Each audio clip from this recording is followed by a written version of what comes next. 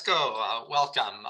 I'm Dan Sickle, Chair of Advisory. This is the Sherborn Advisory Committee meeting for Wednesday, January 11th, 2023. I was reminded last meeting that I forgot to do that at the top, and the people who do the handle the video were a little unhappy with me for not setting that up at the top. So I had a big note to myself to be sure to remember that. So I think Natalie had said she was going to offer to take minutes again. So let's just assume that she's going to hop on in a minute. I can cover things until then. If a couple minutes go by and she's not on, then I'll turn back and look for a volunteer for minutes. That being said, let's do roll call to open the meeting. And let me start at the bottom of my screen. So Peter Galatano. You are muted, Peter. We'll come back to Peter. Let's see, Wasim. Hi. Mike. Here. Steve T. Aye. Nora. Here. I'll take that as an aye. Aye. And I'm aye as well. So that gets us to open the meeting at 7:03. Okay.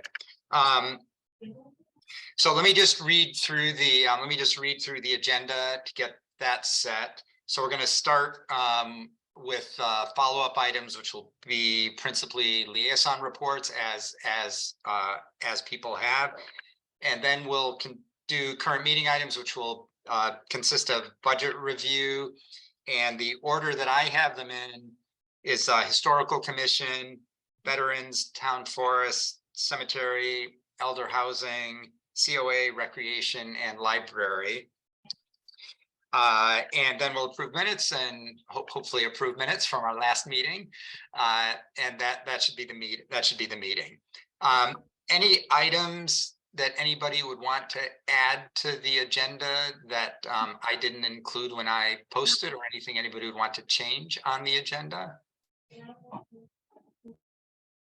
Okay, hearing nothing. Just a quick thing that I did, and I don't know whether to discuss this today or in future meetings, but I did hear that there was a change by the Census Bureau about the definition of what rural and urban is, and the threshold went up to 5,000 people, and apparently that impacts what grants a town can get access to.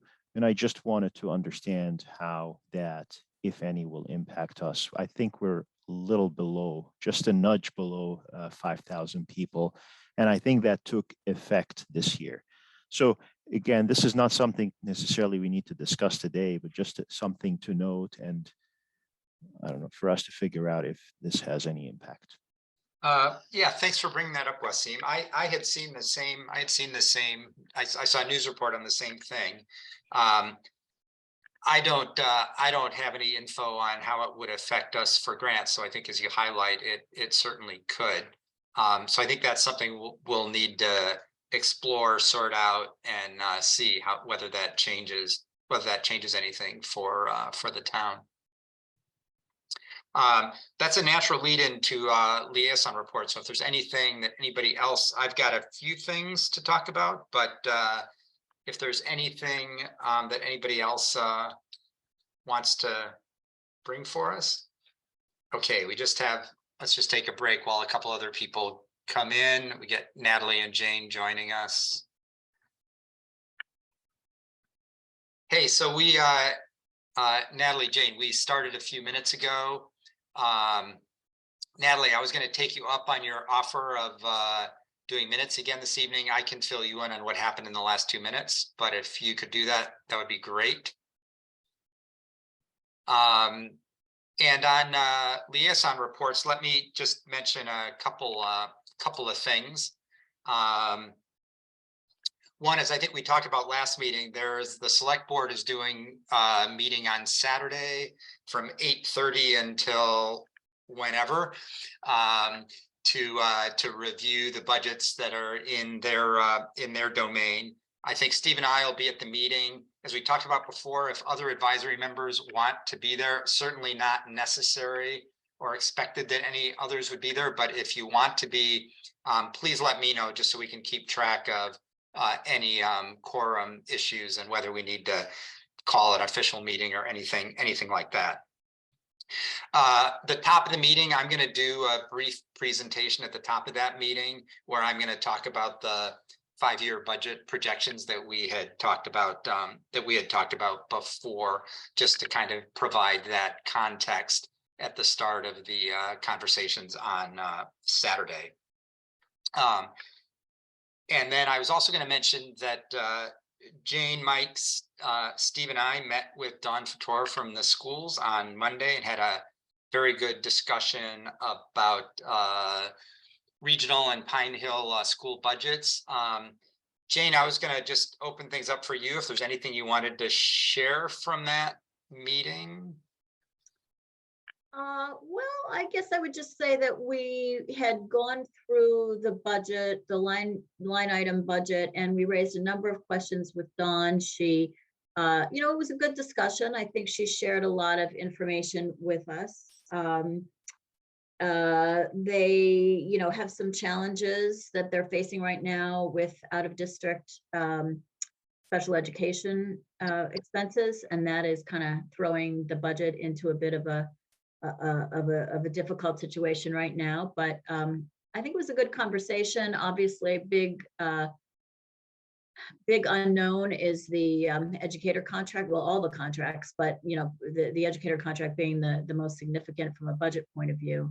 And really, Dawn shared with us that negotiations are on a little bit of a later schedule this year, that for a variety of reasons, no fault of anyone through the town. But so in any event, they don't even have a proposal from the educators yet, an initial proposal. So that is really a big question mark right now. Okay. Dan and Steve, Mike, anything else to add? I think for me, that covers the essential bits of what we talked about. It was a good conversation. It was very helpful. I would agree. Okay. Any other liaison reports or anybody else to check in with any information to share? And Natalie, let me just double check and confirm you're good with minutes tonight? Yes. Perfect. Thank you. Just wanted to make sure we're on track with that. Great. Okay. So let's get on then to hang on just. I was going to provide, just before we get to actual doing budget reviews, is going to provide just a little bit of framing, which tracks a little bit what I'm going to talk about at the top of the select board's meeting on Saturday. Everyone on advisory and regular attendees of this meeting will have heard this all before, so you can tune out for 90 seconds. But for everybody else, just a couple kind of highlight framing issues for fiscal 24 budgets. So toting up in the spreadsheet where Deb keeps track of these things, with the requested budgets, total operating expenses for fiscal 24 would be up a little more than 6%. And the implied tax levy, the way the numbers add up, would probably be up by a similar amount. So given an estimate of my estimate after consulting with a lot of people of what's likely to happen to assessed property values in town, that suggests assessed property values will probably rise about in line with that increase in expenses, and that we would land with a tax rate that wouldn't change a whole lot. Of course, projecting a year ahead is always challenging. Tax bills probably will rise because tax bills would track up the increase in expenses. Looking beyond fiscal 24, things look a little more complicated. And the budget challenge is that with expenses rising 4, 5, 6% a year in fiscal 23, 24, and some decent number probably in fiscal 25, but Proposition 2.5 limits rising 2.5% plus an adjustment for new growth and not a lot of new growth in town, looks like there's some reasonable possibility that by fiscal 25, we'd be bumping up against Prop 2.5 limits on the tax levy. And the town might be looking at override. So I mention that just as context, because to me, it suggests, that the town is going to want to be even more thoughtful than usual in thinking through spending and so on, given that we may in a year from now be facing a situation where we would need to go, where the town would need to go to voters to ask for an override. So a little bit of a complicated message, but I did want to just put that out there to make sure that everybody had, for those who aren't going to be at the meeting on Saturday, had heard that. Okay, so that being said, let me thank everybody for coming. Really appreciate people taking a Wednesday night to join us and talk about departmental budgets. Hope to have a congenial discussion about budgets. As Steve Tsai highlighted in the email that he sent around to folks, in your presentations, please highlight and explain any deviations from guidance. If you have capital items, would be great to highlight those as well. And on warrant articles, we're going to cover those at later meetings. So if your department is connected to a warrant article, let's save that conversation for a later meeting. And my plan is to go through the departments in the order that they were on the agenda. If anybody has a concern with that or a problem, or somebody's life would be made a whole lot easier if we switched the timing around, I'm happy to do that. But barring any particular concerns of that type, we'll just go in the order. I think I have everybody's budget documents. Hopefully the most recent version. So I'll share those for the group, and then everybody can just have a chance to, each department head budget maker can just have a chance to walk us through the budget, and then we'll follow that with advisory discussion. So we will start with Historical Commission. Peggy, I'm thinking that's you who's going to present. Yes. So I was just saying, give me a second to screen share if that's good. Sure. Okay. Give me 1 second to get to the right place. It should be pretty simple. Yeah. Yes. This way we'll be able to say though that we did it.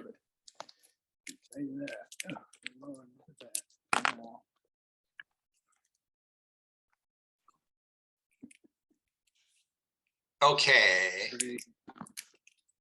The floor is yours. Okay, I'm Peggy Novak. I'm co-chair of the Historical Commission. Our budget request for this year is a total of $2,800. That's down from the $3,400 last year. Like last year, however, it consists of 3 separate items. The first item is $800 for It's annual all maintenance. tangled, that's for sure. Pardon me? The first item is $800 for.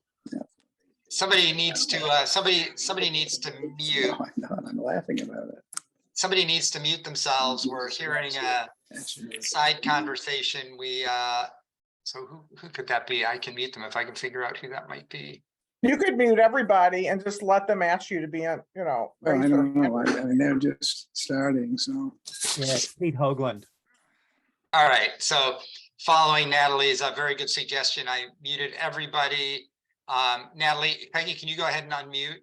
Yes,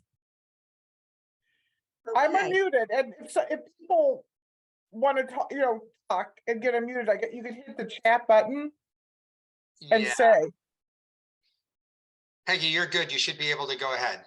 Okay, so, starting over. Sorry Um, about that. That's okay. our budget request is $2,800, which is actually down from our budget request last year, which was $3,400. It consists of 3 separate items. The first is $800 for the annual maintenance that we do on the memory statue. We've done that every year since we did a major restoration in 2018 with a state grant. The second item is $1,000 for 1 additional entering historic district sign. Last year, we requested money for 2 signs, and we need 1 more sign to complete the set. There were a total of 5 signs, 3 of which are now missing, having fallen victim to plows, and the other 2 of which are in not very good shape. And we've done 2 signs each of the last 2 fiscal years. So we need 1 more. I can go through the placement of those signs if you wish. That's They- probably not necessary. Yeah, okay. I'm happy to give you as much information as you'd like or not to keep it brief. The third item is an additional sign in an educational sign program that we've been doing. Our first one was the sign that's up at Farm Pond that covers the history of Farm Pond with text and photographs. We have a second sign that was funded for the current fiscal year that is almost ready to go to the sign maker for production. It's a similar sign, but details some of the history of cottage industries in Sherborn. And we're proposing to do a third sign. The exact topic is not determined yet, but would probably be focused on historic preservation in Sherborn. And that's an additional $1,000. So that's the total of 2,800. Okay. Thanks, Peggy. Thanks very much.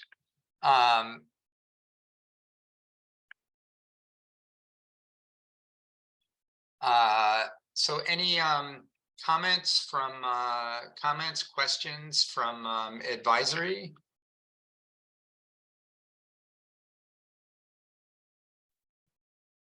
I had one, Peggy, just a quick one. This is Nora.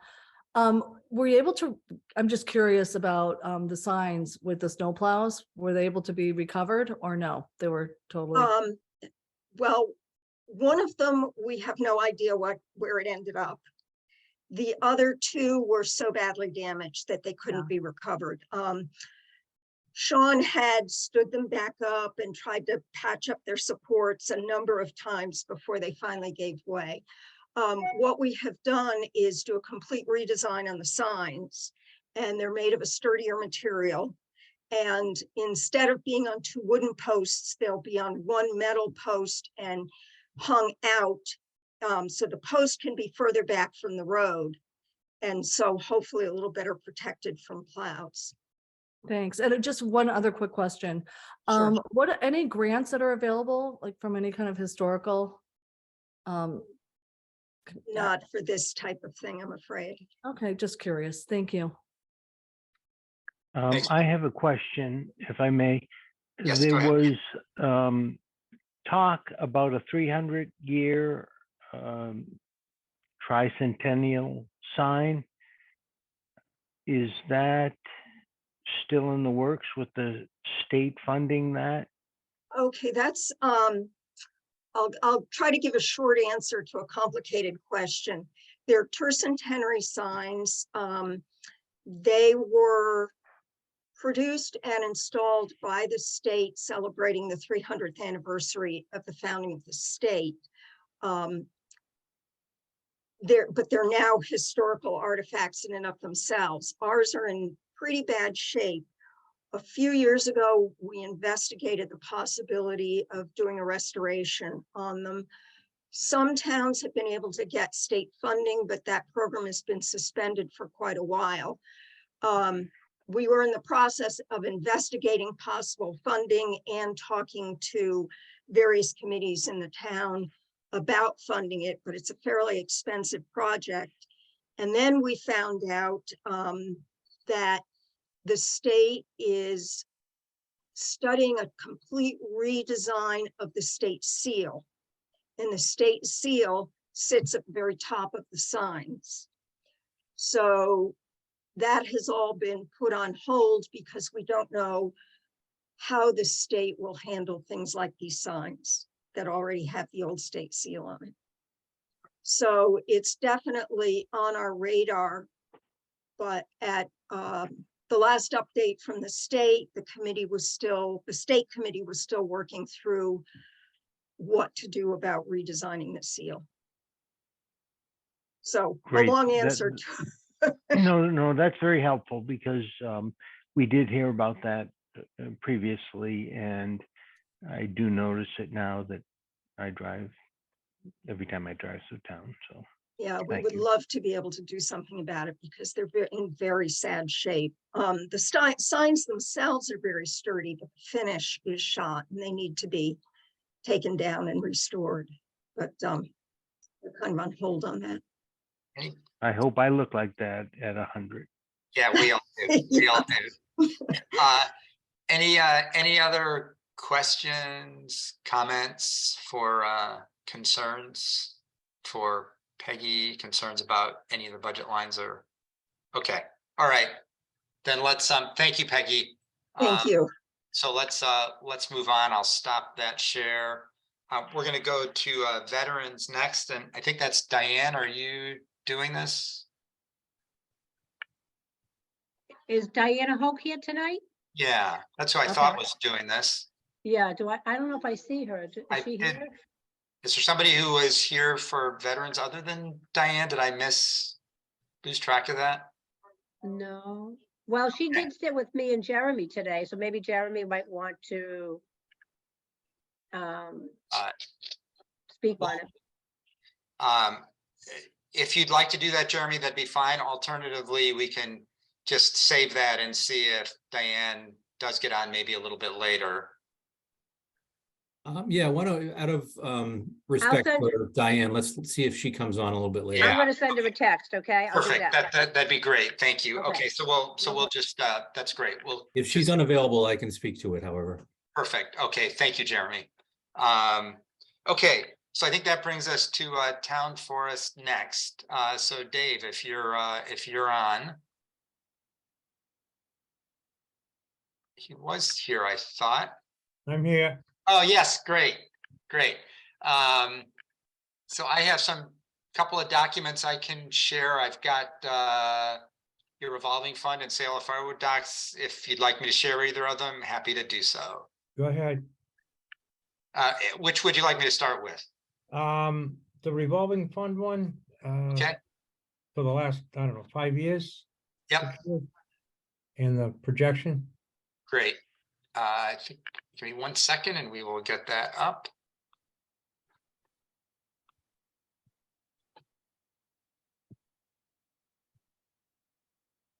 Hold on, having a minor difficulty here.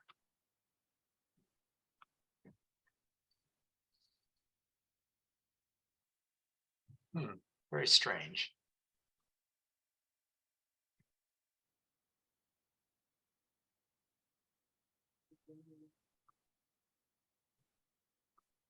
Okay. Is that the right one? That's the one. Perfect. Floor is yours. All right, so as you can see, this year we started with 22,126. And the wood crew brought in $2,900 with a balance of 2526. We, assuming that we're trying to finish one parking lot, do some fire road work, we're buying some trees, and we have to do a forestry plan, or 2 different areas we're doing a forestry plan with an expenditure of 10,200. There are other parts that we want to do, but we're not sure we can get them all done this year. So if we spend the 10,200, we have 14,826 left. And our boys have worked really hard making this money for the last, I think, 10 or 12 years.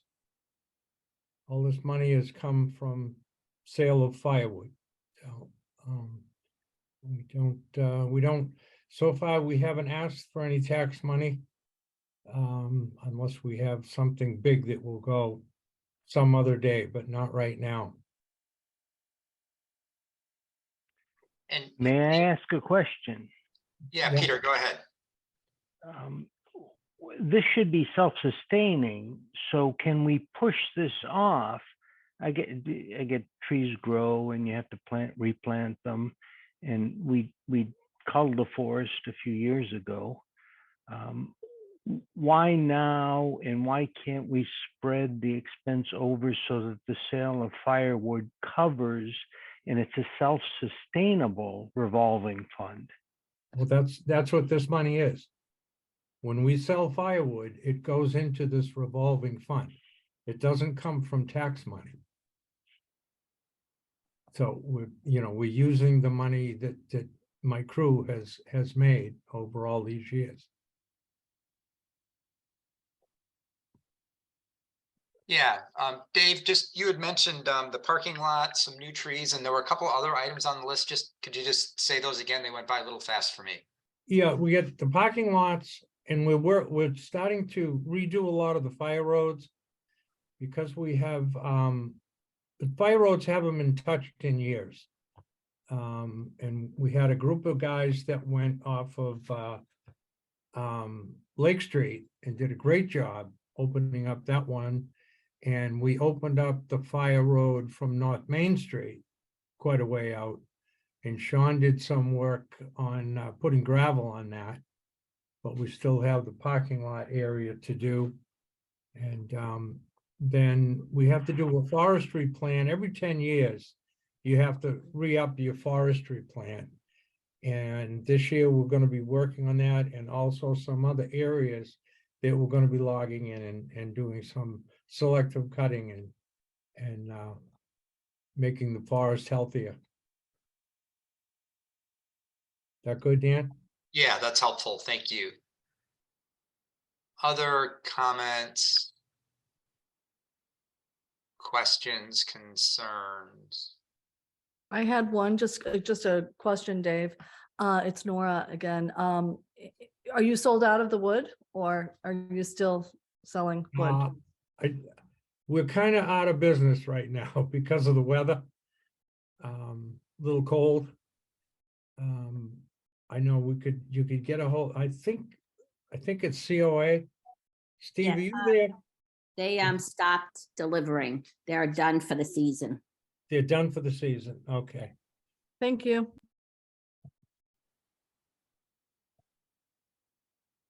Anybody else?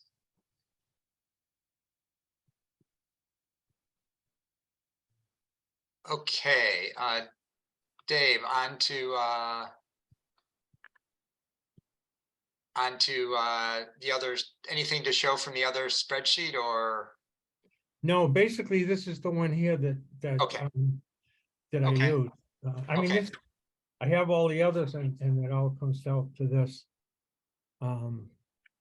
Like I said, I added the bottom section here with the parts that we're hoping we can work on this year. And there are more parts, more parking lots. There's 2 other parking lots that we're going to be working on, but we got to do one at a time. So that's where the other, some of that 14,000 will be going. Yep, okay.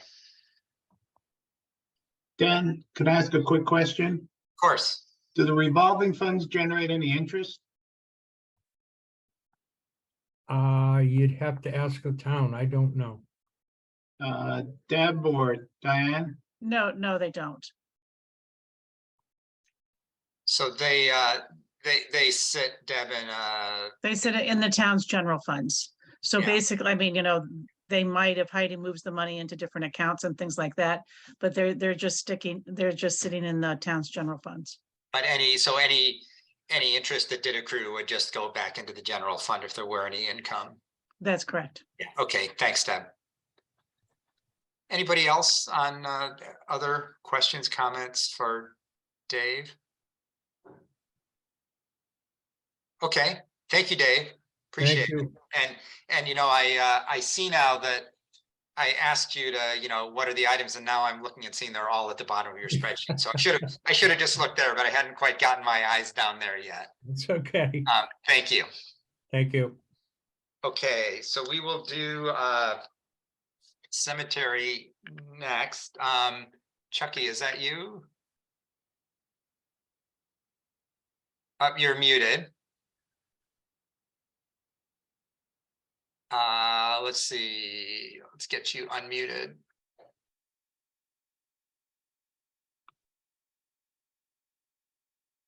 I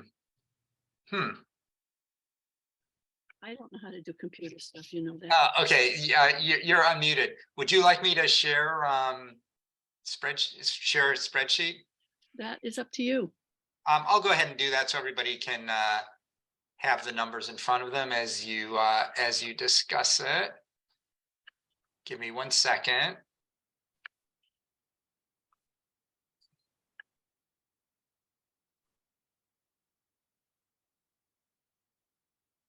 All right, the floor is yours. Okay. I'm just going to throw this in and follow up on what Peggy said before. We're also putting signs, historic signs in all the cemeteries.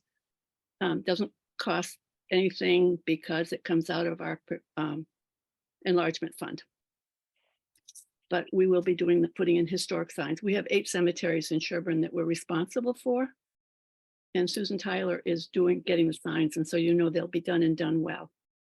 Our budget is pretty much level funded with two exemptions. One is, and I spoke to Steve about this a couple of months ago. We buy bases to put our veterans markers on, and we initially paid for them, but we don't have a revolving fund. So the money is turned over to the town. And when we run out, we come back to the town and ask for that money back so that we can buy more. So that is a $2,500 that we have turned over to the town in probably the last 8 or 10 years. And we are down to 2 markers, so we need to buy some more. We will pay any difference in the cost above that $2,500. But again, the money that we get when we sell them is turned over to the town, just because we don't have a revolving fund. The other thing is that we have a contractor, and he goes out. We have to go out to bid once every 3 years for a 1-year contract. We can renew it for 2 years as long as there are no changes. And this was the year that we had to go out, and therefore there is a jump in his salary. And he has agreed that it will be level funded this year, next year, and a year for the 3rd year. And I'm willing to answer any questions. So you said that you have to pay a higher price, but it will stay the same for 3 years. Is that what you said? Yeah, and it's been the same for the last 3 years. He goes up once every 3 years. There's a jump. Okay, got it. And Chucky, just what's the full range of things that the contract covers? He basically does all the mowing, picks up we do the big tree work, but he picks up all the branches that fall. The biggest expense, this is something Skip Smith told us years ago, is leaves and trees. I think it's sort of ironic that we're right after the forest was planting and we're cutting them down like crazy. Good timing, good planning, you guys. But if you go up in the back of the cemetery, you'll see there's a huge pile up there. It's cheaper for us just to have them taken out and left there. Than they're very expensive to try to get rid of. Right. If tree guys ever want any, you're more than welcome to go up. We've got lots and lots of them still standing that could come down. We've got a lot of big trunks up there that you can have and cut up. We pay for most of our own tree work. Most of the money that we use to do projects up there, it comes from the sale of lots. So it's not taxpayer money. Right. We put a certain percentage into perpetual care principal, which we cannot touch. And we put the rest of it into what is called the enlargement fund. You'll see an article on the warrant every year. It's a cookie cutter article. I think it goes in the consent warrant because it's the same every year. And what Right. that does is it releases that money back to us so we can do projects with it. Right. Have to find some woodworkers or turners in town who want to get their hands on some of those trees that you're taking down. Absolutely. And then the other thing is that our commission voted at our last meeting to contribute $3,000 from the perpetual care earnings to help offset the budget. I realize it's not very much, but neither are earnings these days.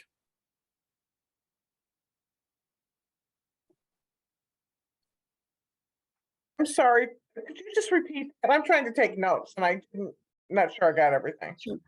We have a perpetual care fund, Right, which is invested and does earn.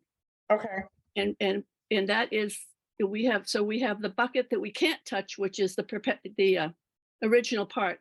And then we have what we call the earnings or the dividends or the growth or whatever. Yeah. That we can spend. And we voted to turn over $3,000 of the earnings to help offset this year's budget. And is that reflected in the spreadsheet? No, So the and net, it never has been. When I came on, and that was 30 years ago, the earnings used to be much higher. And they used to give 2,500 and it showed up as an asterisk at the bottom of the operating budget. right. I don't know how you do it now, but that's what it was then. That's still the same, Chucky. So at town meeting, on the bottom of the entire budget, it will have a few little line items that used to say like the library used to donate some money and Yeah. anything like that. And so we'll just put that right at the bottom of on the warrant article. It will be right on the bottom. Thanks, Deb. It doesn't That's- show up in the budget itself. You're right. That's very kind, Chucky. That's very generous. Thank you. Yeah, glad to hear that. Okay, good. Thanks for the explanation. So anybody with questions, comments, concerns on cemetery issues for Chucky? Just Yeah. everybody know we have 8 cemeteries that we do. We only can use one, but we have to take all the trees and mowing and all of that in all 8. Dover has 1. Medfield has 1. Jane, it looked like you wanted to say something, but we couldn't hear you. Can you hear me now? Yes. Okay, great. Just a question, Chucky, and I think we've had some discussion about this in the past, but is there any possibility of synergy with, the town to use some of the contractors that the town uses for tree work, for mowing, for that kind of thing? Can anything be worked out with DPW, or is it necessarily a separate budget for the cemeteries for reasons that I confess I may not fully understand? Well, I think until about the late 1800s, the town did it, and then it wasn't working and they separated. And we have talked over the years about it. I think it's more that it doesn't work with them than it doesn't work with us. And we have a contractor, and I remember years ago, back when, I hope some of you know Skip Smith. He was on the commission for years with me, and we sort of got a lot of the things in place that we're still doing now. When we have a contract, we don't pay for any equipment, we don't pay for his insurance, we don't pay for his sick days, there's no vacation days, because he's literally a contractor. He picks up all of those, which is partly why it may look like his is a little higher, because what you see is what it costs. There's no hidden benefits or whatever you want to call it built into that stuff.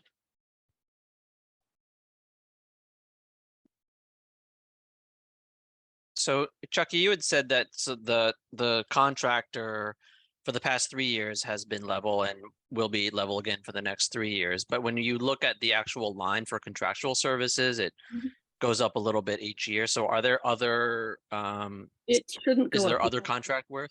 Yeah, go ahead. It shouldn't go up each year. A couple of years ago, it went up. We opened up an area of a couple of acres in the back toward the school. I don't know if any of you have been up there and seen it.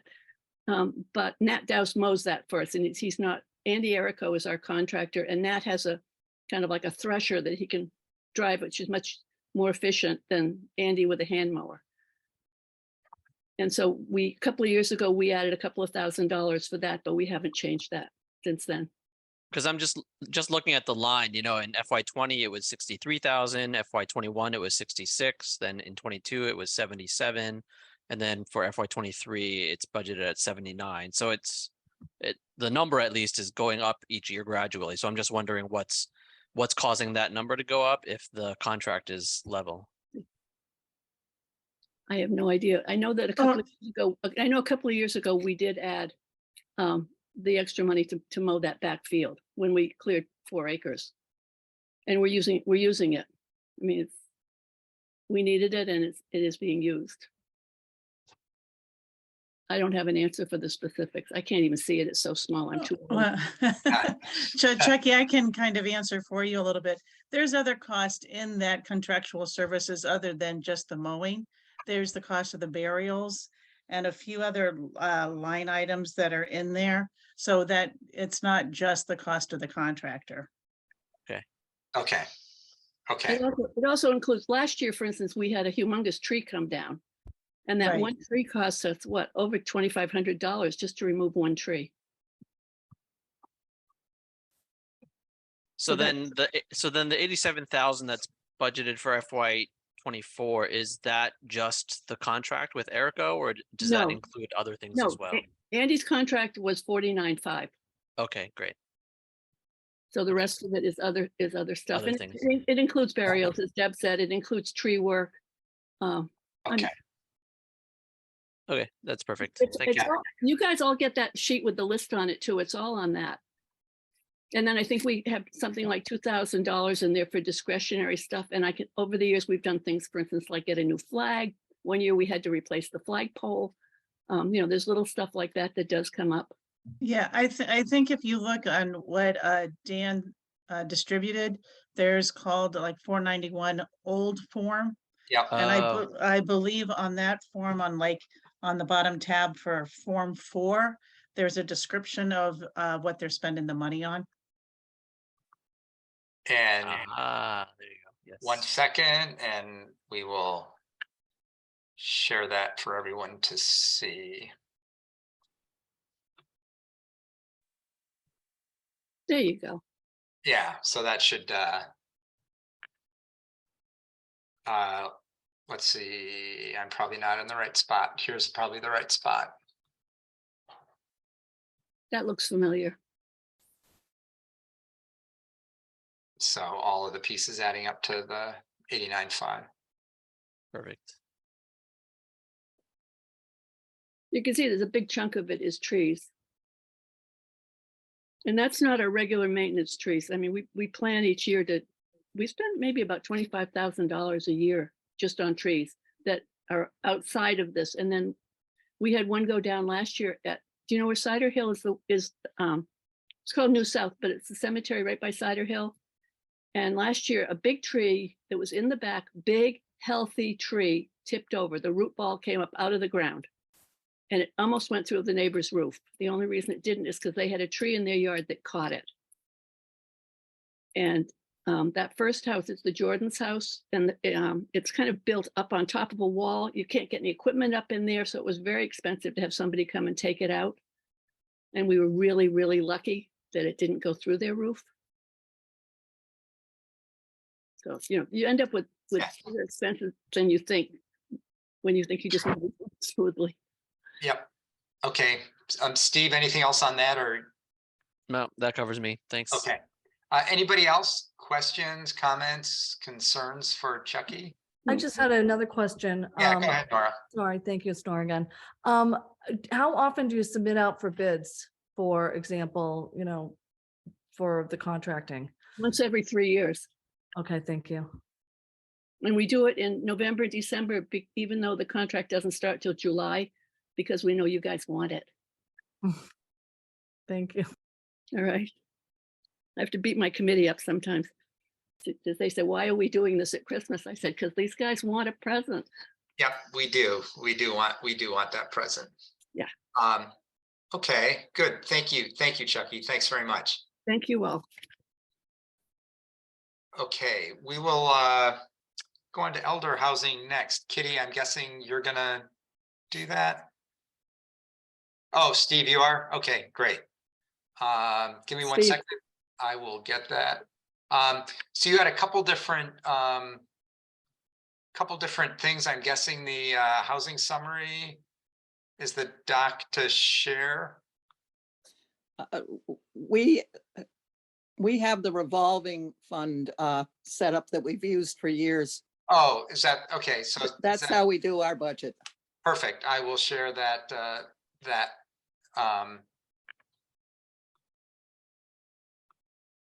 just a second here.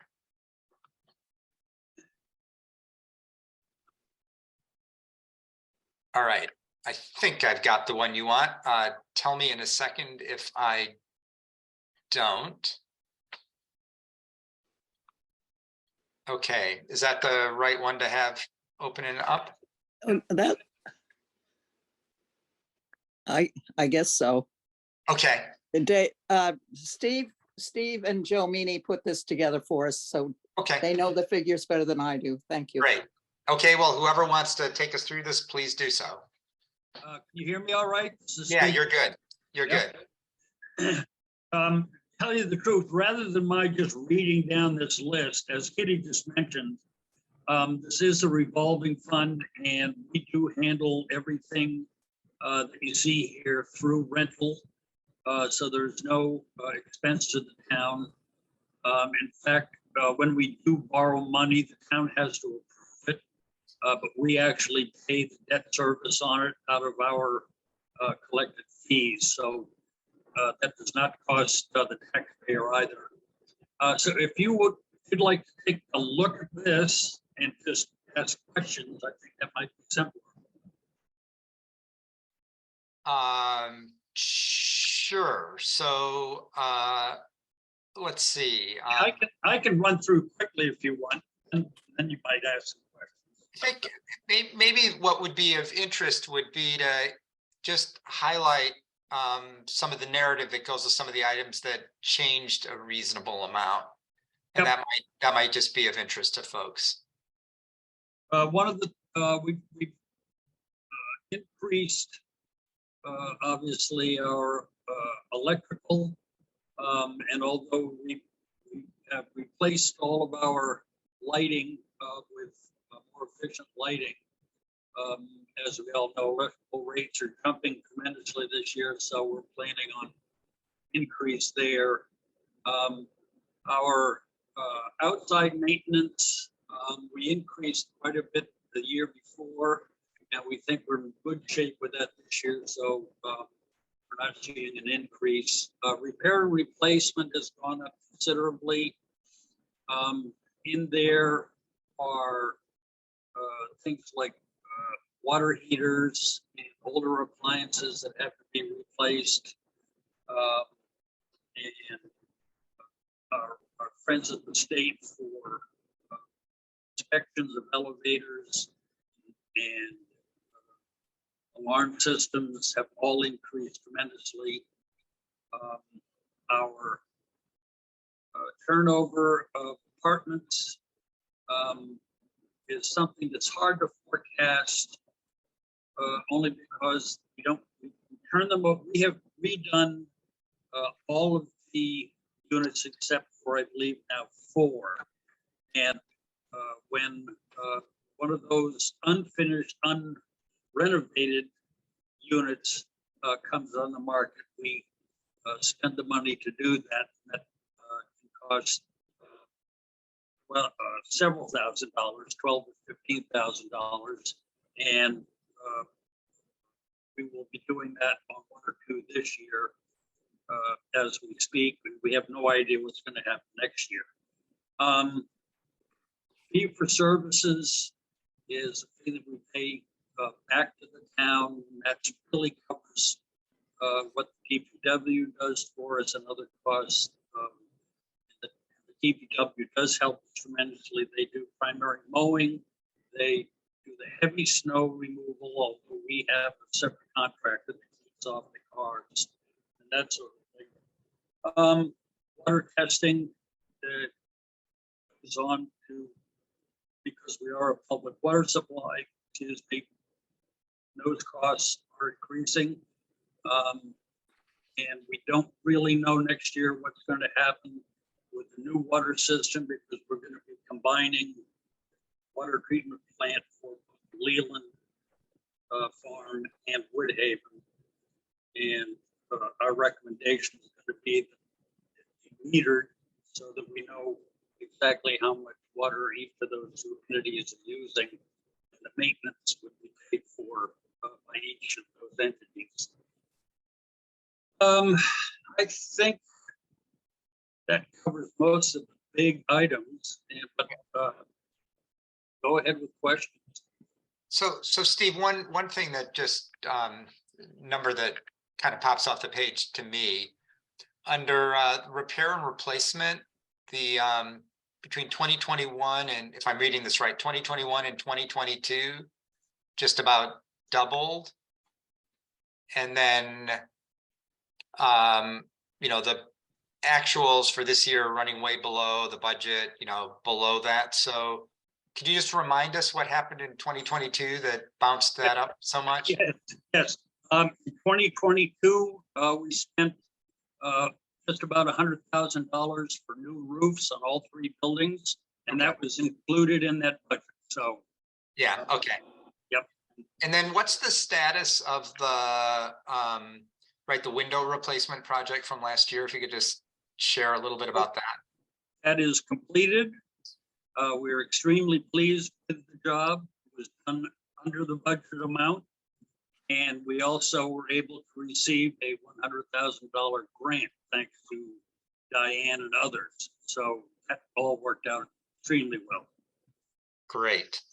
Any other large items, large maintenance items like that coming up either this year or next year that you can see on the horizon? Until a week ago, there were none.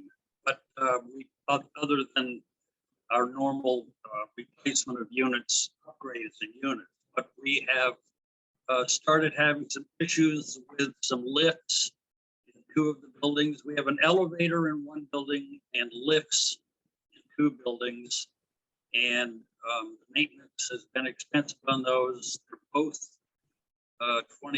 well over 20, I think 24 years old, 25 years old. But quite frankly, this is a brand new issue. We're digging in to see what it might cost. We will hopefully have some numbers for capital budget in a few days, and we will certainly keep you informed of what's going on with that also. Okay, so nothing definitive yet, but the possibility of a significant item. And again, it's something that we feel confident that we'll be able to handle within budgets, and again, it's not going to be a taxpayer issue. So. Yep. And for naive suburbanite like me, what is the difference between a lift and an elevator? Yes, an elevator.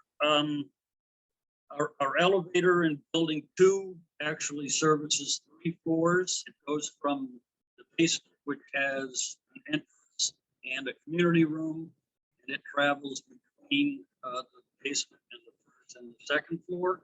The lifts are just a hydraulic platform that takes an occupant from the lobby on the first floor up to the second floor, so that they don't have to climb the stairs. Got it. Got it. It's a simpler system than an elevator, but for some reason it doesn't cost much less. Okay. So anybody, thanks for that. I'm just always trying to learn something new when I can. Yep. Anybody with questions, comments, concerns on elder housing for Steve or others? If this Wasim, the electricity, does that include the replacement to more efficient lighting, or is that just the cost for electricity itself? That's the cost of electricity, some occasional maintenance, but nothing major. And that's outdoor lighting of public areas and heat and lighting for the interior public areas only. Each unit pays for their own electricity. We've already paid for upgrades to more efficient lighting systems last year, and we had thought we wouldn't have to increase our electrical budget, but what we're hearing is that we are going to have to. So that's what that increase is. It's purely for purchase of electricity. So unfortunately, I couldn't understand everything you said. The line is a little bit choppy, but um, so it sounds like you did the conversion to more efficient lighting. And this is, yeah, I do recall, this is the lighting for the common areas, not the units themselves. Correct. And I know electricity rates are going up significantly this year. What is it, 26, 20 something? But I was hoping to see that the more efficient lighting will lead to kind of somewhat lower costs, but maybe that's not necessarily the case, right? We Maybe. had hoped that also. And what we had done initially was kept our budget the same for electricity costs as it was last year. But then it looked like such large increases that we and I think $2,000 extra. We went from 21,000 to 23,000, and just to make sure we had enough. Really what we did. Yeah, Steve, you were breaking up just a little bit. Maybe if anybody else with other questions, comments, concerns for Steve? Just a quick question on the lifts and the elevators, Steve. If that does become a capital item, would that mean there would be a reduction in that line item? Because I see that there is a bit of a bump up there in the current budget. It's probably not for this year. It should reduce that tremendously next year. Well, are you looking at lifts or elevators? What's the difference? Well, I'm looking at a similar but somewhat different. Well, actually, it is the same line item. It's going from 7,800 and what I'm looking at, is it the same thing that's on the screen? 7,800 in 2023 to 14,400 in 2024. Yeah, so that's yeah, lift and elevator costs. Yeah, it's the same. That might be, we've had, I'm not sure exactly which numbers you're looking at, but we've had a major increase in elevator inspections and maintenance this year. And so any maintenance associated with new lifts should be reduced if we go to a new lift system.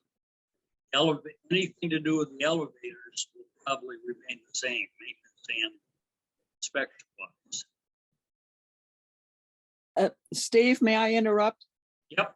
The 3 transformers might be eliminated. Yes. This was based on knowing about what was happening with the lifts and elevators. And it was recommended that we might need new transformers. So that might be the only number that might change. That's correct. That is, so the new transformers are related to the lifts or separate from? It was based on putting new transformers in with the old, we were not aware that we might have to recondition the lifts and elevators. Okay, and so then if the lifts are elevated, then that changes? That might come out. I'm not saying it's going to. Yeah, I'm just saying that might be a number that might come out. That perhaps with new lifts, it wouldn't be necessary to get new transformers, possibly. Possibly. Yeah, okay, understood. Anybody else? Questions, comments, concerns? Okay. Very good. Thank you, Steve. Thank you, Kitty. Thank you folks very much. Thank you very much. Okay, so let's Sue, let's go on to Council on Aging. Yep. And give me a second, and I think I can get things shared. Do you prefer that I share budget presentation or the Can you, spreadsheet? put up the budget first, Sure. please? Yes, give me just 1 second. I Yep. just gotta do the little bit of shoot, a little bit of Zoom magic here. So just take a second. Did something a little strange on me there. Let's try this again.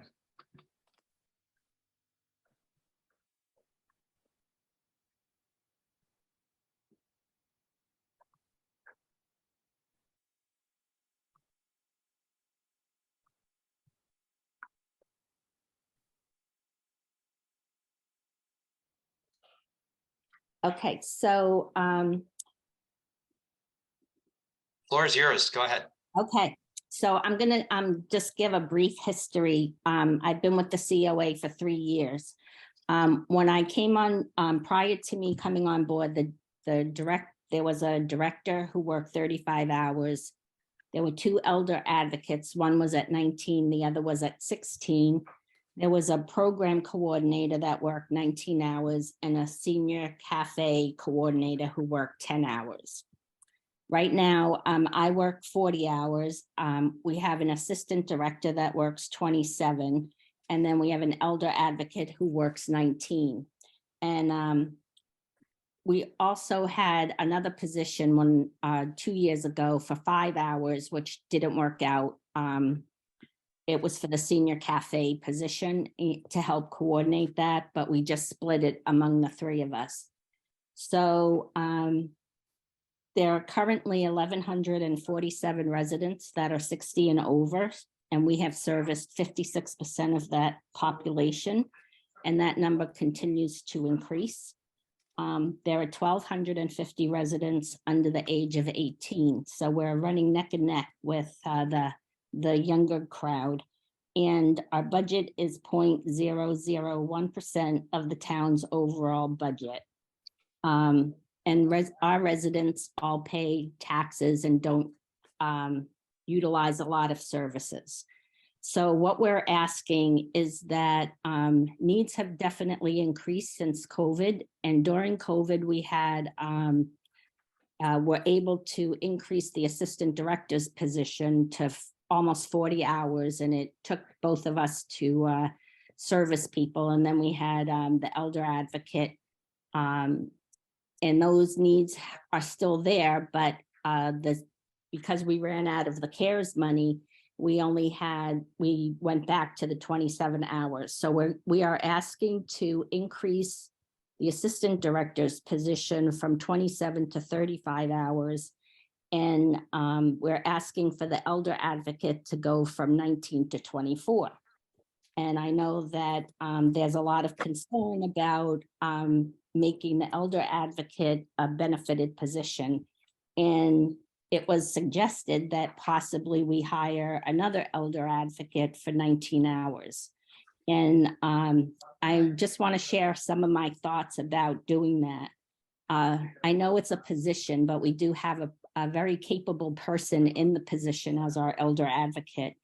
And she has spent a lot of time nurturing relationships and working with residents. When I came on board, there was one person in town that was getting SNAP benefits, and there was one person getting fuel assistance. This season alone, we have 6 people receiving SNAP benefits, and we have 10 people receiving fuel assistance. And as prices go up and older residents are on fixed incomes, these needs will also increase. 60% of the people that live in homes are single, widowed, or single, and they want to stay in Sherborn as a result of the community assessment. So so instead of hiring somebody for 19 hours at $28 an hour, it would be a cost of $27,664, not to mention the expense and the time that we would have to do to train people to get that person for residents to trust them. And we can't really And what we're asking for, and I'll show that in a later graph, is for $20,000 extra to do those two positions. It would be desirable for us, either of our staff members to go to another town where the COA they can function out of a COA, a senior center, and not be running around town to do services, and have a convenience of a centralized location for programs and services. There's also been an increase in job openings for other COAs. This week alone, there were 7 outreach positions advertised. To me, and this is my personal opinion, it doesn't make sense for the town to have us hire an additional person when we can value the people that we already have on staff and make them feel appreciated. Not to mention the cost of replacing and turnover, what that would cost the department. Also currently, and I know again, it's a position and it could, likely result in health benefits. However, right now, the person in that position is covered under her husband's company and wouldn't need it. Also, finally, our team works very effective, and our job is not 9 to 5 or 8 to 4. We get calls at night, we get calls on the weekends, and my staff will go above and beyond and answer those calls and take care of the residents. So I think that we would have a big loss if we lost either one of those positions. I also, during the past 2.5 years, we have generated $50,000 worth of grants that have saved the town money.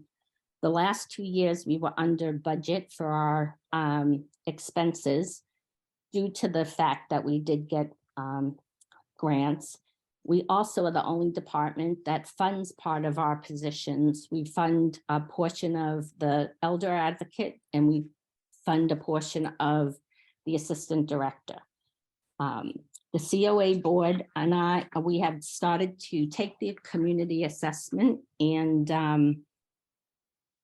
trying to become a designated age-friendly town. And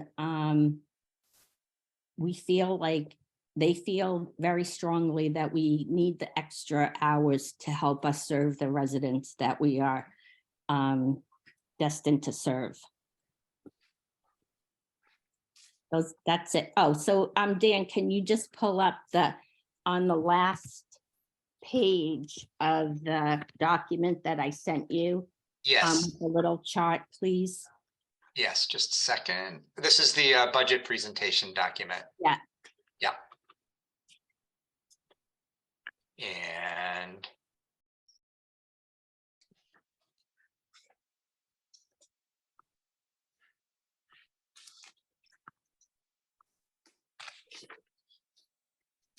is that the right one, Sue? Yes. Yeah.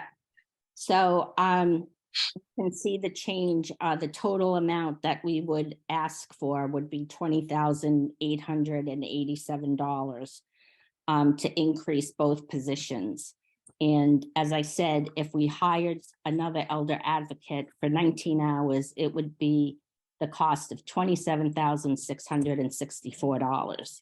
This also shows that we contribute almost $10,000 to salaries, and we take away from other programs and services that we could be offering so we can staff appropriately. All right. Anything else, Sue? Nope, that's it. Thank you. Thank you. So I have just a couple things that I wanted to hear a little bit more about. Yeah.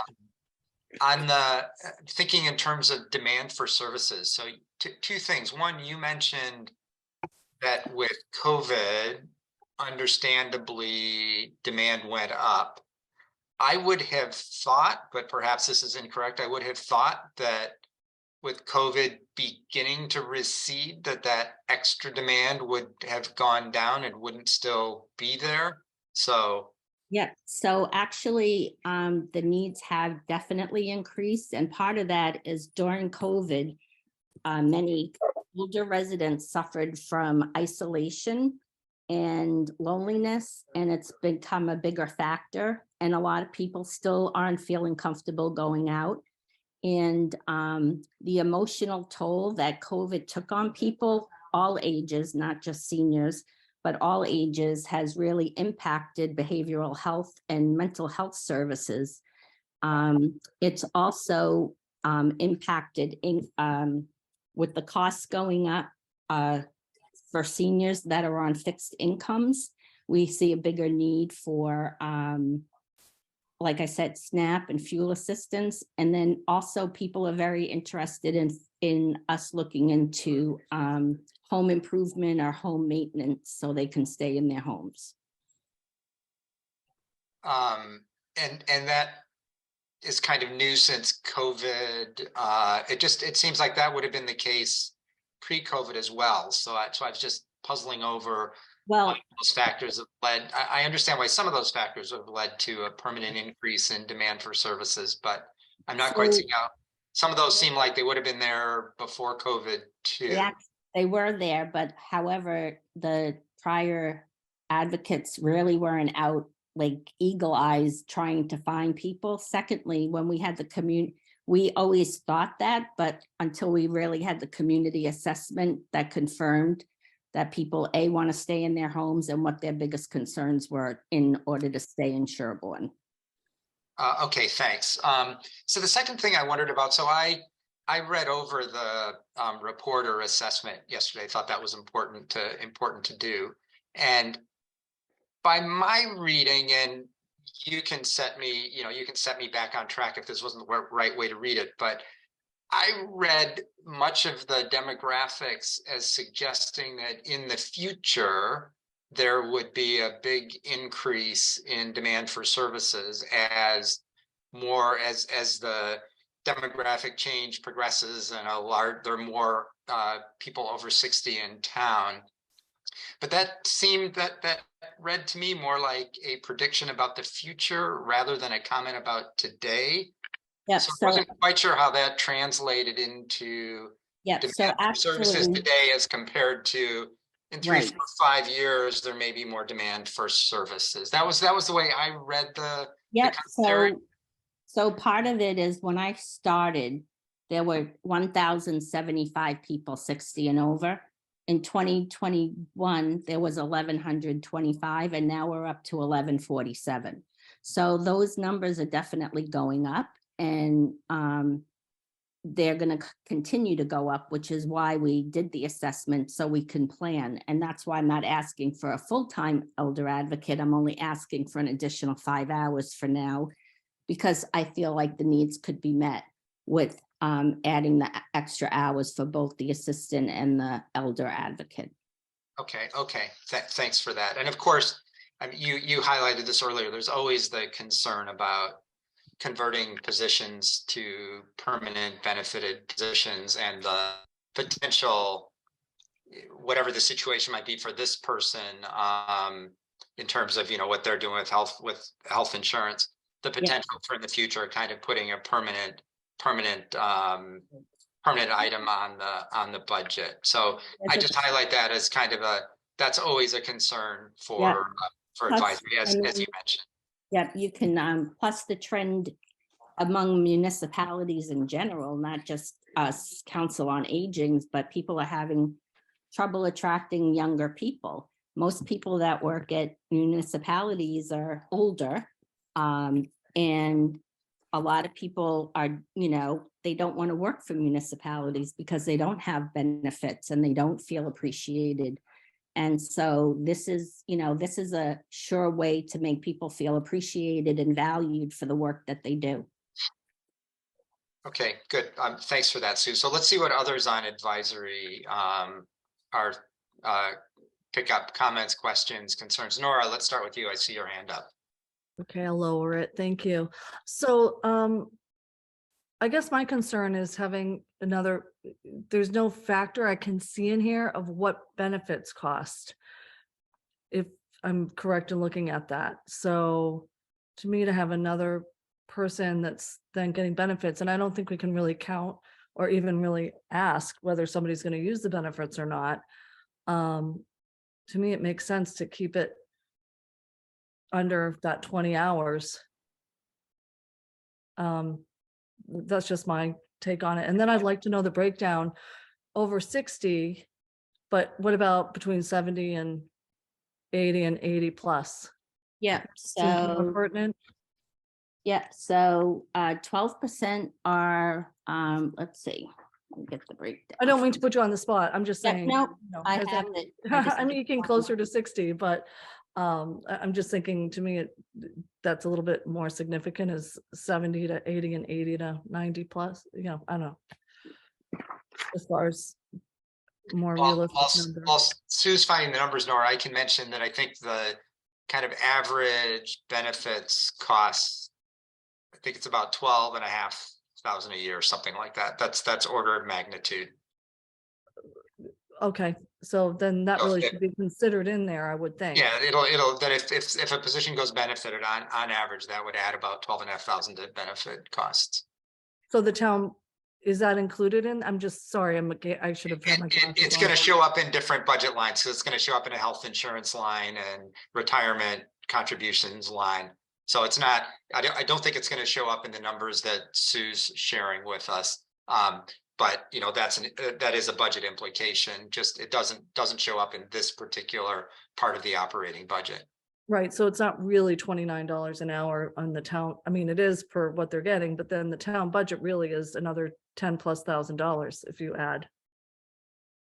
Well, I'm looking at the 19, but whatever, Right. okay. Right. Sue, did you have some numbers on the population? Yeah, I'm trying to find them. So they're 60 to 79 is 19% of the population. 80 and over is 100. Let's see. The total population from this table, which was from 2016 to 2020, under age 18 is 1250, 18 to 49 was 1241, 50 to 59 was 860, 60 to 79 is 838, and age 80 and over is 135. So the 60 to 19, 22% of people, and then 3% of those right now are the 80 and over. Right, so I'm just saying, it's interesting though, they don't go 60 to 69, they do it. Right, that's how the census is, 60 to, so, Okay, well, I'm just, and it's in the community assessment too. I can send you the link for that. And you can see what the recommendations were from the Center for Social and Demographic Research on Aging. Other advisory members with questions, comments, concerns? One comment, Dan. I Yeah, always Peter, go ahead. see the Council on Aging as an investment in the community, where we're looking to see multi-generational residents remain and be attractive to all. And financially, I'll say this is a return on investment when we can keep people in their homes longer. And so thank you for all that you do. And I think the small increase dollar-wise that you're asking for, if we equate that to the real estate tax revenue compared to residents that consume services, there'd be a significant return on that investment. And so to make the community vibrant and attractive to multi-generational folks, this is, I think, though large compared to other percentage increases, but on a dollar basis, pays for itself. Okay, thanks, Peter. Other advisory members want to? I have a question. Yeah, Natalie. I I read the report or most of it that says, how how you're looking forward, you expect the population to increase and the services, all the additional services that, can be expected or recommended. Yeah. And I was thinking that you're gonna need probably another person to do all that.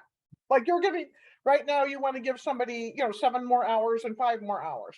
But in the long, like next year, if all this stuff comes to happen, like the population increases the way you think, and some of those recommendations get put into place, you're going to need even more hours for more people. Maybe the time to add a third person is now and keep it under benefited, because you're going to need the third person anyway. I don't know if that's what you think, but I was wondering, with all the extra things that was in that report that you want to try to do, I assume that would like to do a lot of what's in that report. Well, we would, but we, even if we had another person, it would be a slow way to build it, because it takes, we have grants that we have to manage as well. And so that's what I'm thinking, is that it's going to take a while to get another person on board, but you're going to need them anyway. So maybe Right. this is the time to get them on board. Well, I would rather invest in the staff that I have. And because then I understand that, but if they can't do it, and you have to hire another person anyway, right? And you're not anticipating having to hire more people in the future. You think this will hold you for a while? I think it'll hold us for a while. We're pretty efficient. But even with all the additional programs and all the additional seniors you're expecting in that report? Yeah, that's the services that we need extra help in, and the programs, we can't grow programs unless we have an assistant, the assistant director, to be able to implement them with the extra hours. Plus, we won't have all the funding for programs, because we have to go out and generate funding for programs through grants and whatnot. So you don't anticipate having to hire somebody else anyway within the next not within the next year or 2 years. Okay, I'm done. Okay, thanks, Natalie. Others, Steve? Yeah, hi, Sue. So anytime a department is sort of asking for a significant increase in their budget for either a piece of equipment, a new service, more hours, a new employee, I always kind of like to ask, okay, well, what if the town said no? What if we said no, or what if the town voters voted no and it just stayed at the current hours? What would that look like for the COA? What would it look like for the town as a whole? Yep. Well, if it was not voted, or I don't get extra hours, then I have a chance of losing staff. I have I could bring in a person that it's going to, especially an advocate that is well versed in applications and what's available, to get them back up to speed, to build those relationships, so people will not be getting the services that they need at that time. And to be honest, I'm working, 80 plus hours almost every 2 weeks, because I'm responsible for picking up the slack and attending to people. And to be honest, I don't want to work 80 plus hours every 2 weeks. Like I said, we wouldn't even be able to increase any programs without extra staff. And that's what people want, extra programs. So I think we do a lot for what we have. And I'm confident we could, do a lot more if we had those extra hours. And I think it would be a detriment to the residents who have established relationships with both the elder advocate, assistant director. It would be a big loss for the town to lose them as employees, and it would be a big loss for the residents. Am I able to speak? Yeah, go ahead, Jerry. Okay. So I'm on the COA board, and I just have to say that we have three terrific town employees at the COA, and it wasn't always that way. And they work well together. They work hard. They have made amazing changes to the services and programs that are offered to the seniors in town. But they right now need a little bit more time to do their job. And we're not asking for, a huge number of additional hours. We're asking, okay, this would just relieve some of the pressure that they're currently on. And they're the type of people that won't say no. When they walk out the door, they're not really done with their job. If somebody calls them overnight or on a weekend, they're going to be there for them. And, if right now, if the elder advocate isn't able to accommodate somebody, that falls to Sue, who is putting in enormous hours. And, at some point, employees feel tremendous pressure, and we're just trying to relieve some of that pressure. And we're not asking, I don't feel we're asking for a lot. And when you have good employees, you want to keep them. I was wondering. Thanks, Sherry. This is Natalie again. When I'm not taking issue with any of that, but when Sue said she works 80 extra hours over 2 weeks, and she's now requesting 12 hours, that kind of goes to my point, that I said before, that maybe she needs another part-time person for 19 hours, right? She's adding 12 hours, but she says she's working an extra, or everybody is, not just her, but like the whole staff is working many more than 12 hours over, if you added them all together. So maybe hiring the third person and starting to look for that third person, maybe it's time to do that now. That was my only point. Yeah. I think maybe they need to hire someone to take up more hours. Okay. Thanks, Natalie. Steve, did you have anything more? Steve T on? I don't think so. I mean, I think I just wanted to know what the activities look like now and how, if they didn't get the extra hours, what would happen.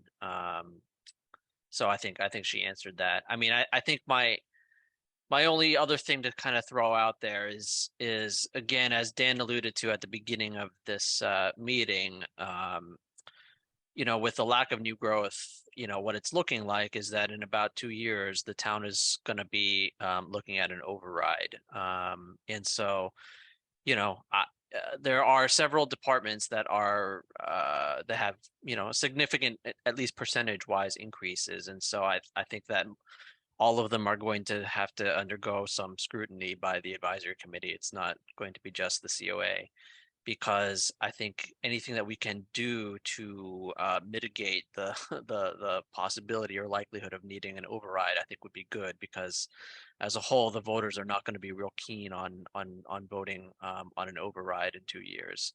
And, one of my concerns is that right now, I think we've done a very good job bringing the tax rate down. It's just a hair over 18. But in a way, it's sort of fool's gold, right? I mean, I think it's mostly because of the insane housing market explosion.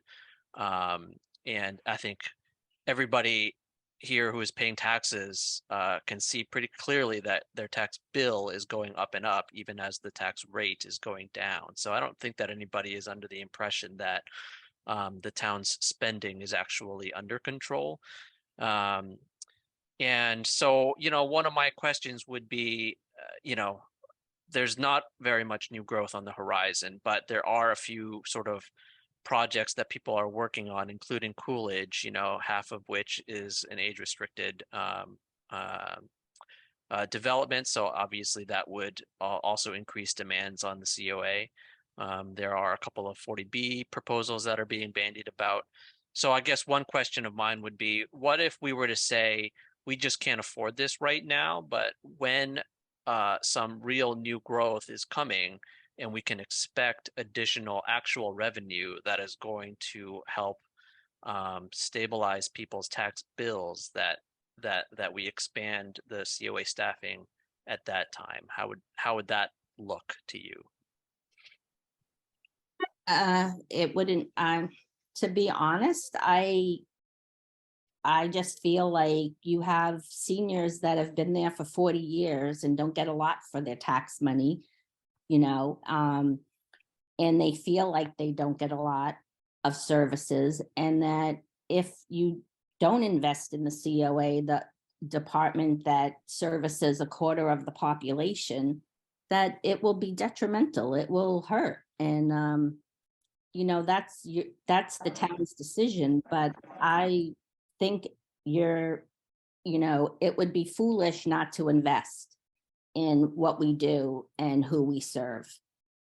Just to pick up on Steve's point, of course, the challenge for advisory is, as Steve said, there are a number of departments that want to do some new things and expand services and activities, and they're all worthwhile, valuable things. But there is a question of what can the town afford, since again, if in a year or two have to go to the taxpayers and ask for an override, that's going to be complicated and have its own set of challenges. Okay, so there are a bunch of other people who wanted to speak.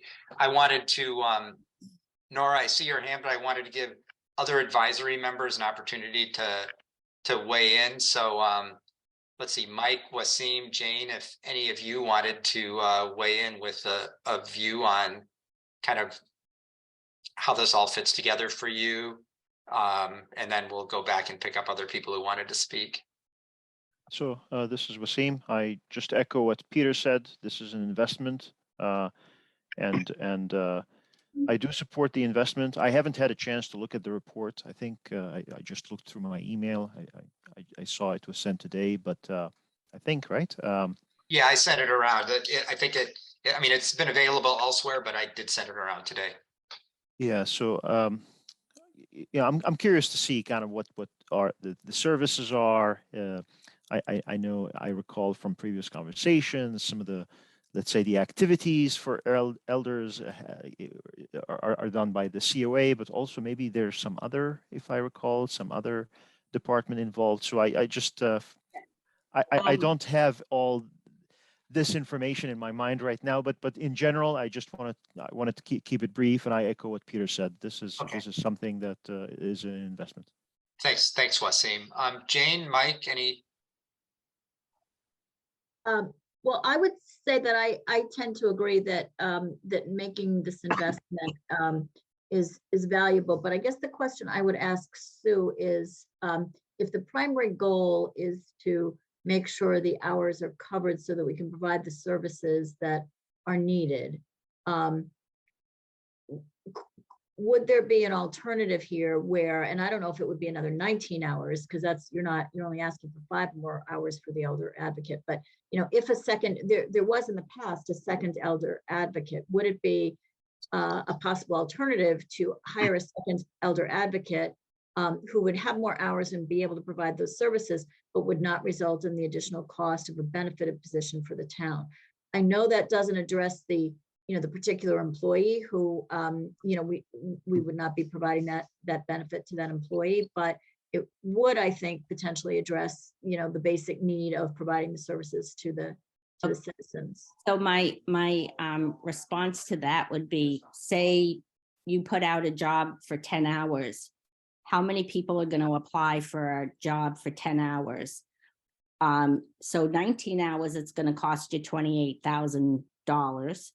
And 5 to 10 hours, nobody is going to want that job. It's a lot of work, and it's a lot of knowledge. And for somebody, for 5 to 10 hours, they could go elsewhere. Like I said, there are a lot of openings at a lot of other COAs, and they pay more. So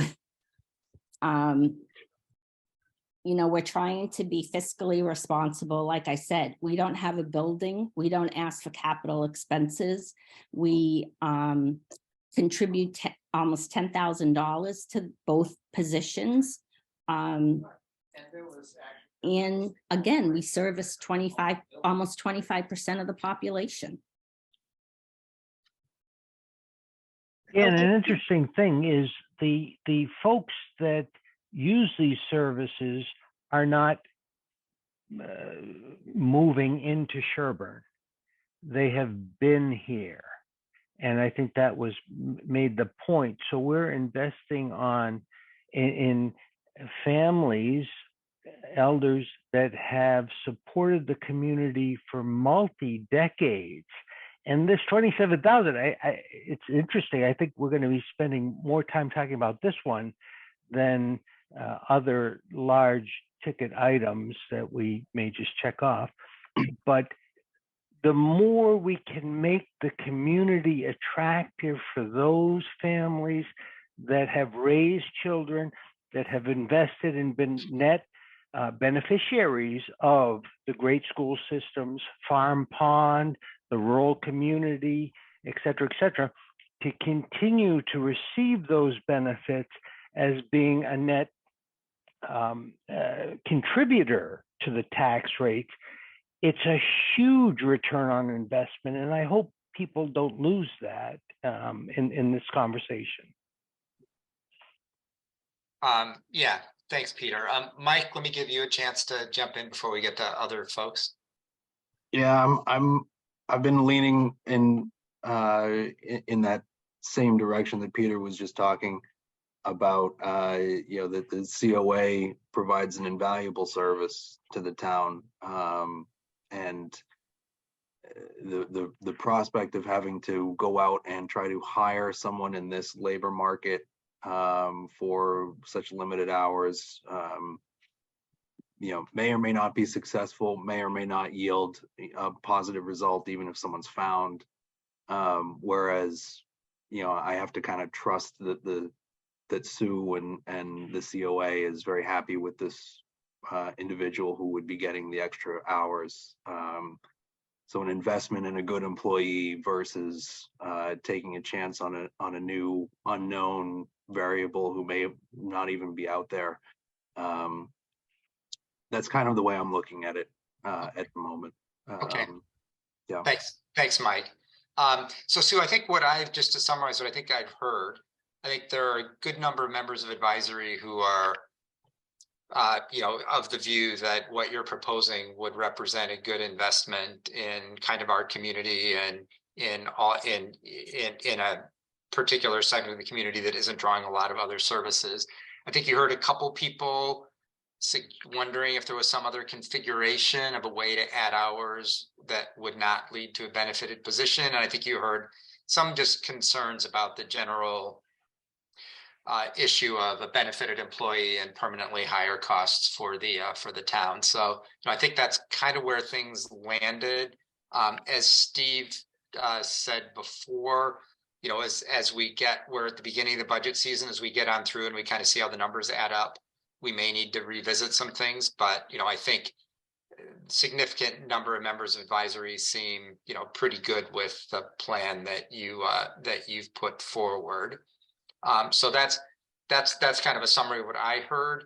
I know there were a couple other people who wanted to speak. I wanted to try to keep things moving along. So Nora, I know you wanted to offer something. Lori, I think you did too, but let me just ask everybody to be brief so that, given that we've had a pretty full conversation, we don't repeat in covering the same ground. Nora, let's let you go first.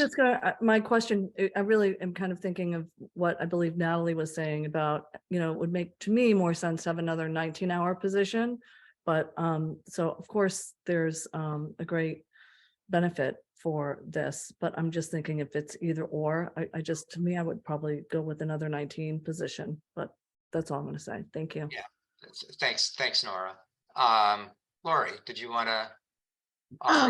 Yes, thank you. I'm a member of the COA board, and we have as Jerry said, a very, very talented, dedicated, and very efficient and productive staff. but to go to quickly to the point of return on investment, I think that we always have to keep in mind that one of our big goals is to keep seniors in their homes. Seniors want to stay in Sherborn and want to stay in their homes. As soon as you have turnover, you have young families coming in, putting young children in the school system, which is a huge burden on town budgets. We have a department that is a fractional percentage of the overall town budget and produces enormous returns on investment. And I think that that should be recognized as opposed to just focusing on $20,000+ when your return on investment could be hundreds of thousands of dollars more. So that's all I wanted to say. And thanks to and Melinda and Christina for their enormous efforts on behalf of the town. Thanks, Lori. Sue, did you want to get a last comment in before we move on? Nope, I think I'm all set. Okay, good. All right. Thank you, Sue. And thank you for your time. enduring what turned into a somewhat long and involved conversation, but I think it reflects back to you kind of, a full range of views of people on the committee. Okay, good. Thank you. Thanks very much. All right. I saw that Diana was back on. So let me propose that we go back and pick up the veterans budget. Diane, are you still, I saw you were on before. Are you still here? Yes, I'm still here. Yes. Great. Excellent. If you give me a second, I will share the spreadsheet that you had with budget stuff.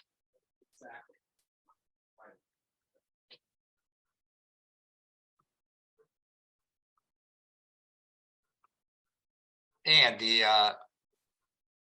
let me give you 1 second. Let me see if I can make this just a little bit bigger.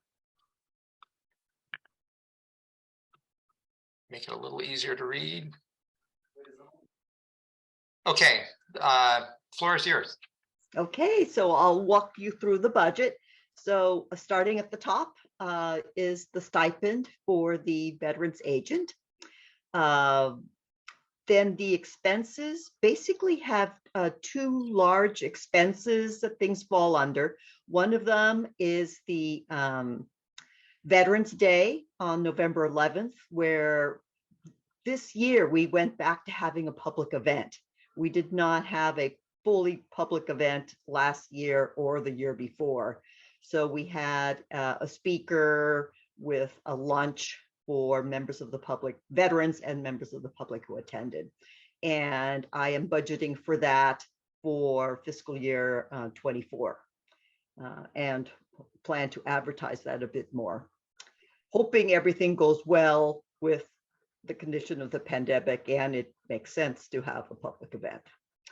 The other expense is Memorial Day, where the veterans budget covers the expense of having a bagpipe player for the ceremony, and then afterwards pays for the ice cream that veterans and members of the public have at the community center. Veterans Memorial Day also is when I purchase flags that we replaced the flags and all the Sherborn cemeteries. There's also at the bottom a $3,000, which is there as a placeholder that should the need arise that a veteran moves into town and they are not employed. The town is required by state law to provide support to that veteran. And so the money's there. While I don't anticipate that we'll use it, it could very well happen, as occurred about 5 years ago, that a child of a current resident moved into town, and that child was a veteran and was not employed, and we needed to support them. The state will reimburse the town for 75% of the cost, but we do need to upfront the money.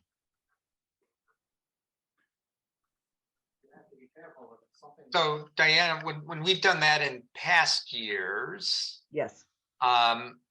If the money hasn't been used, what happens? Does it get is there a back to the general fund? And I don't know how you spent it. I'm sure it was spent very well. So did that happen? I guess with the FY23 hasn't been a draw on it yet. There might still be later in the year, and we'll see how that goes. Yes, yes. I mean, if something awful happened to one of our current veterans in town, or as I said, happened several years ago, that child of a current resident moved into town and was not employed, and we provided support. Okay, good. Thank you. Anybody on advisory, questions, comments, concerns for Diana? Half an hour of budget.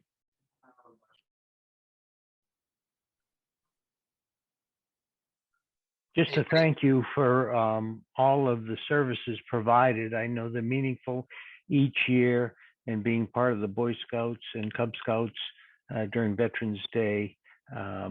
Again, it's meaningful for a number of the populations, not just the veterans. Yeah, thanks, Peter. Jeremy. Yeah, I just had we spoke to Diana this morning about her budget, her proposed budget. She does great work. But it was just kind of interesting tying into your previous conversation on the Council on Aging.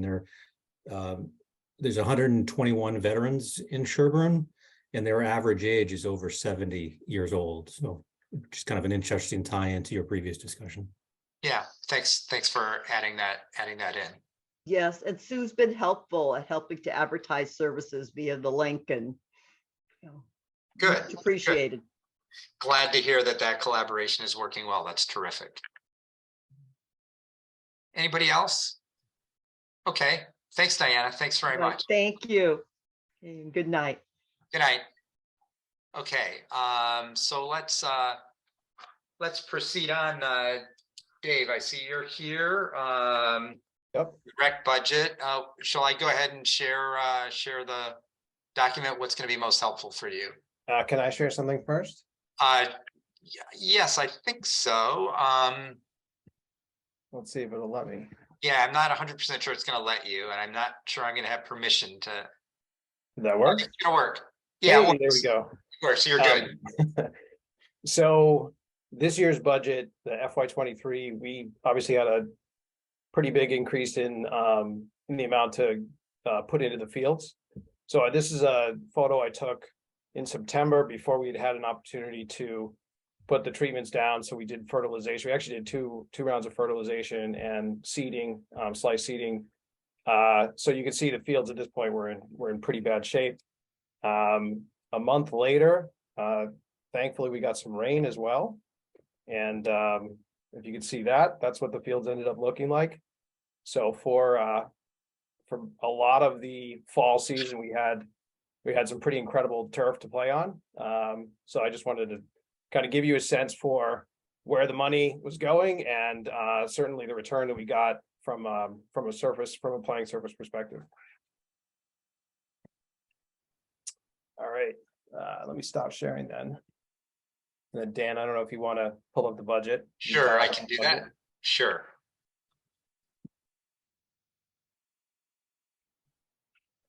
Give me just a second here to get this set.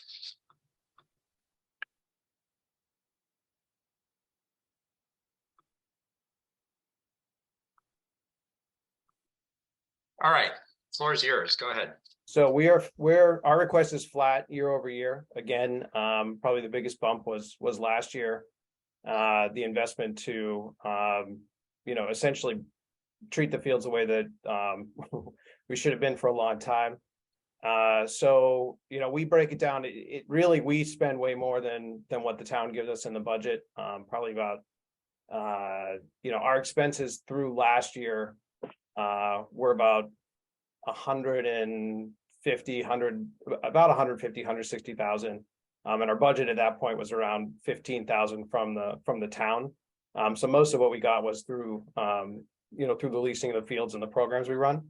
I expect something similar this year with so we kept the budget flat from a payroll perspective. And then obviously with regard to the, investing in the fields, the expectation is we'll take that 135 that we got last year and continue to maintain the fields. So again, not much change there. We'll spend more than that, like I said, that will probably come out of the, well, it will come out of the revolving budget. So you can see, I try and keep about 100 and, somewhere between 100 and 150,000.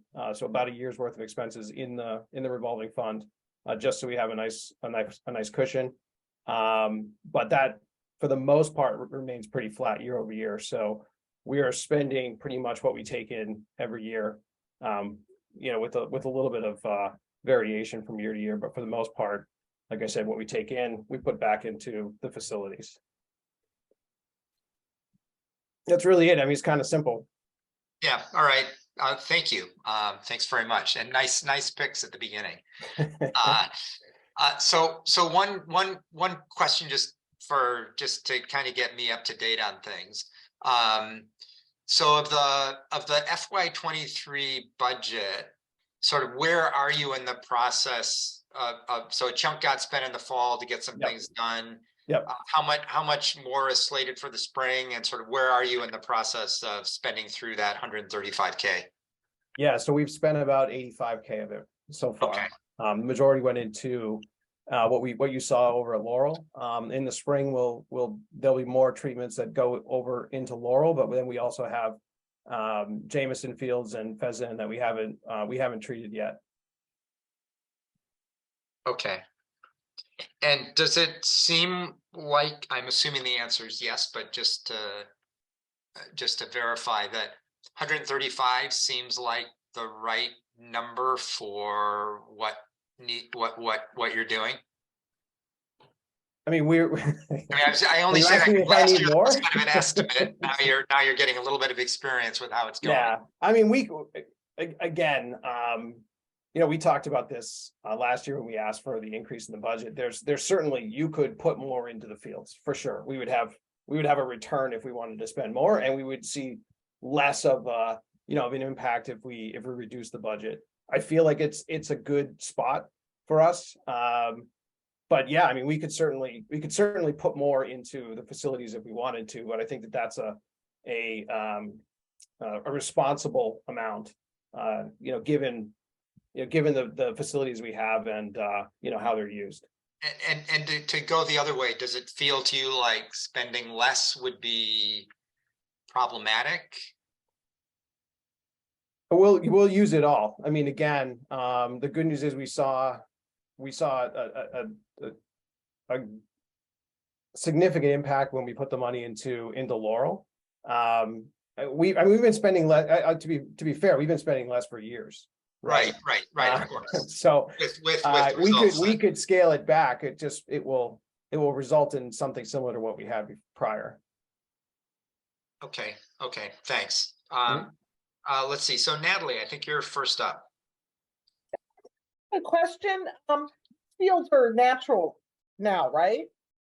Say that again. I'm sorry. They're natural fields. Yeah, they're natural fields. Exactly. At one time, the rec department wanted to put in artificial turf a couple of years ago, right? I was just wondering, now that that's all kind of shaken out and you went natural, are you happy with that? Or do you still wish that you had gotten the artificial in? Or maybe you can't answer that question. I was just curious about it. I was the one who put the proposal together for the artificial turf. I mean, my opinion is that we should have done it. We wouldn't have had to spend this $135,000 to maintain the fields if we had artificial turf. As a matter of fact, the proposal would have generated money for the town, but I understand why people voted it down. I'm still a proponent of artificial, but it is what it is. And so if we want to have fields that the kids can play on and that are safe, then this is the investment that we have to make. Thanks. Anybody else? Any other advisory members? Comments, questions, concerns? Yeah, Dave, I have a question. Oh, I'm sorry, Steve. Go ahead. No, go ahead. Go ahead, Peter. Go ahead, Peter.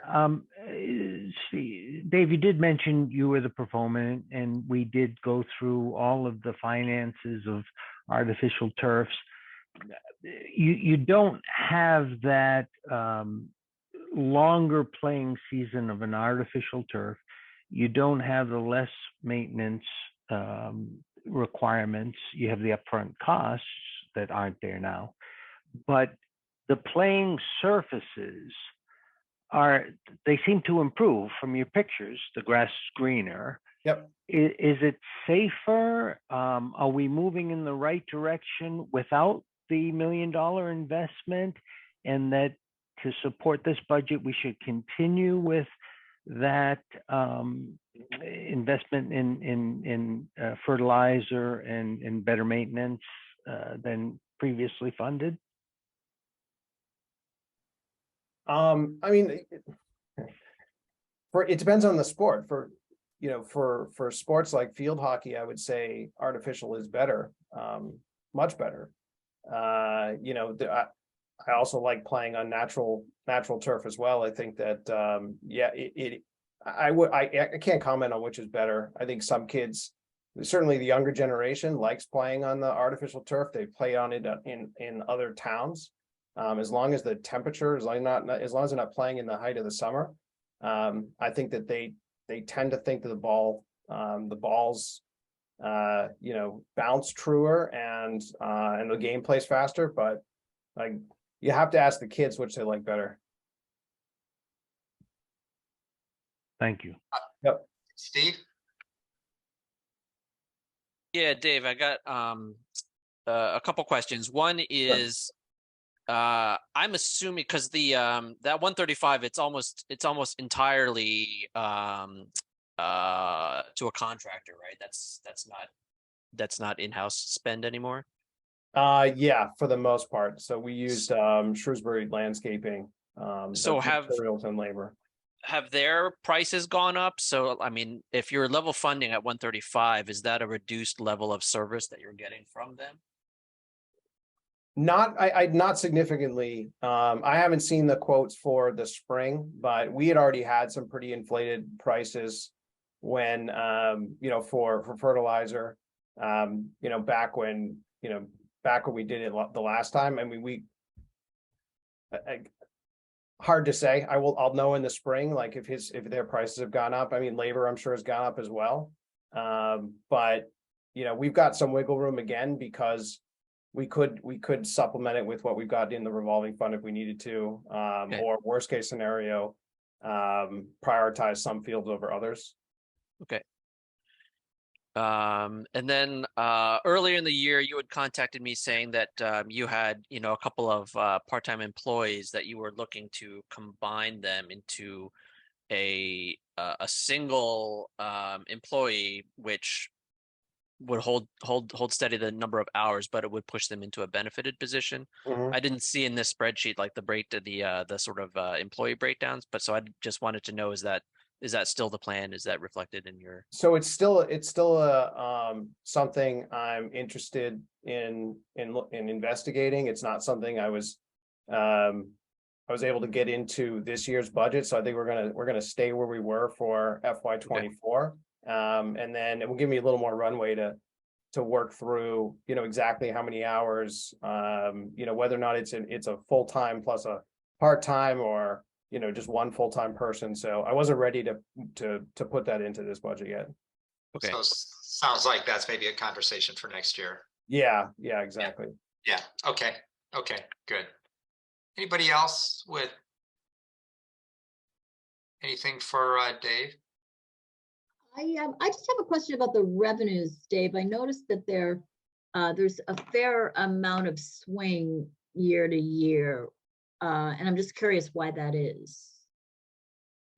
Well, COVID had a pretty big impact. If you're looking back at 20, part of what we try and do every year is look at new ways to generate revenue. Ideally, we'd like to see it tick up every year. So we look at, can we raise the cost for the field leasing? Can we, are we optimizing the snappers revenue? Are there other ways, other revenue streams we haven't thought about that could potentially augment the our budget? So it will swing, like, you'll have from year to year, the soccer program might have more teams, like for a given grade, they might go from two teams to 3 teams, and that may impact the number of hours that they use in the field. So some of it's a little unpredictable, but I would say it should remain relatively within 10-15% year to year. But I think COVID is probably the biggest impact that you're seeing there.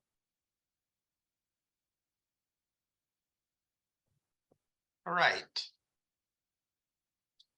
I think that gets us to the end, Dave. Thanks very much. Actually, Yeah, sorry if you don't mind, I do have Go a ahead. question, and maybe it's more a question trying to understand the expenses that I see in the bottom for the revolving fund. How do they relate to the total department expenses? Because in the past, total department expenses have been very small, 15,000, let's say. Yeah. But the expenses in the revolving have been higher. What are those expenses in the revolving? So the expense in the revolving is actually most of our operating expenses. Again, what the town was giving us was relatively small. So that's our biggest expense is payroll. Whether that's our part-time individuals, the staff for summer around, the staff for snappers. Next biggest expense is field maintenance and line painting. So I would say the majority of our expenses go to those 3 things. And then there's a lot of miscellaneous stuff. You name it, from electricity in the snack shack Yes. to the porta potties to, all sorts of different things. But those are insignificant compared to payroll, field maintenance, and field lining. Got it. Okay. Thank you. Yep. And one more comment I was going to make earlier is, perhaps after we get the fields to a very good shape, we can actually reduce the field the field maintenance expenses. But then I think the comment that Stephen Tsai made that will the costs go up? So maybe that will balance. But anyway, enough said. Thank you. Yeah, I mean, I'd love to see it go down, but we all have lawns. We all know we have to seed them every year. We all know we have to fertilize them every year. If you stop doing it, then there's an impact. So I unfortunately, I think that's just just an annual maintenance that we can expect if we want to continue to invest in the fields. All right. Okay, very good. Thank you, Dave. Thank you. So let's one more to do. Library. So Liz, I think that's going to be you. And if you give me a second, I can get your budget shared.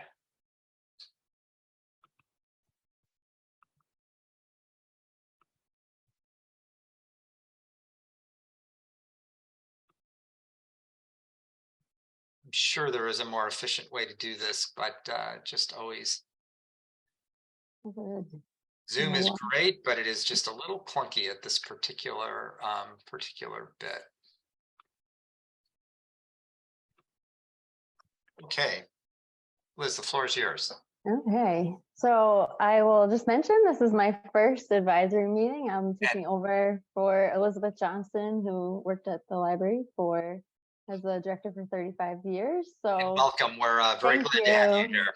I appreciate it. And Brian Conley and Frank Orlando are also here from the trustees if you have any other questions. But the lion's share of our budget is really the top half with the salaries. And so the next fiscal year, we are adjusting to the cost of living. And then down below is really the rest of our budget.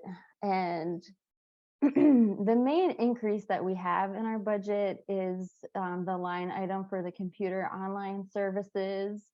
And really that number should be paired with the library film books line item as well, which is at $67,163. And so as part of the state funding, in order to qualify for state funding, we need to increase our overall budgets for materials by 16%. So that's what that number is. So we decided to level fund the books and then increase the computer and online services.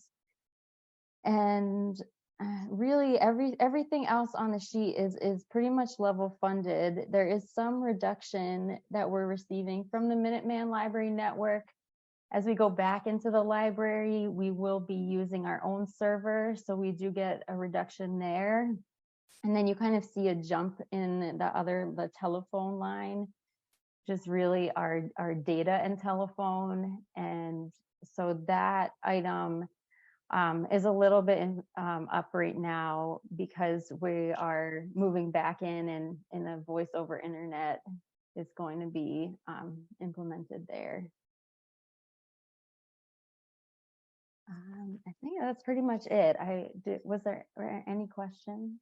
So one, just if you could just say a little bit more on the point that you made about I think you said state match or mandate for the increase in materials, just a little more about what's the mandate, what is it that they're asking and looking for? Yeah, so the Mass Board of Library Commissioners requires if you're are going to receive funding, and I think there's only a handful of libraries in the state that don't end up getting funded because they don't meet the state requirement.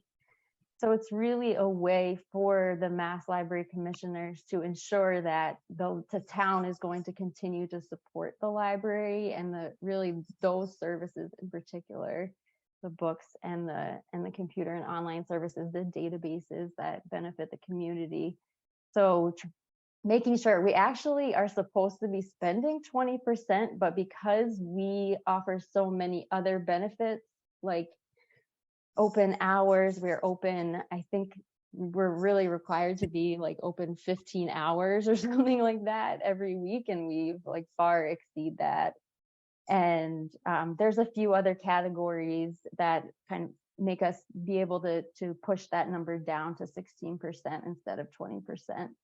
And it's a 16% increase in spending on that category, and they require that every year, or that's every year. Yep, that's a requirement. Liz, yeah.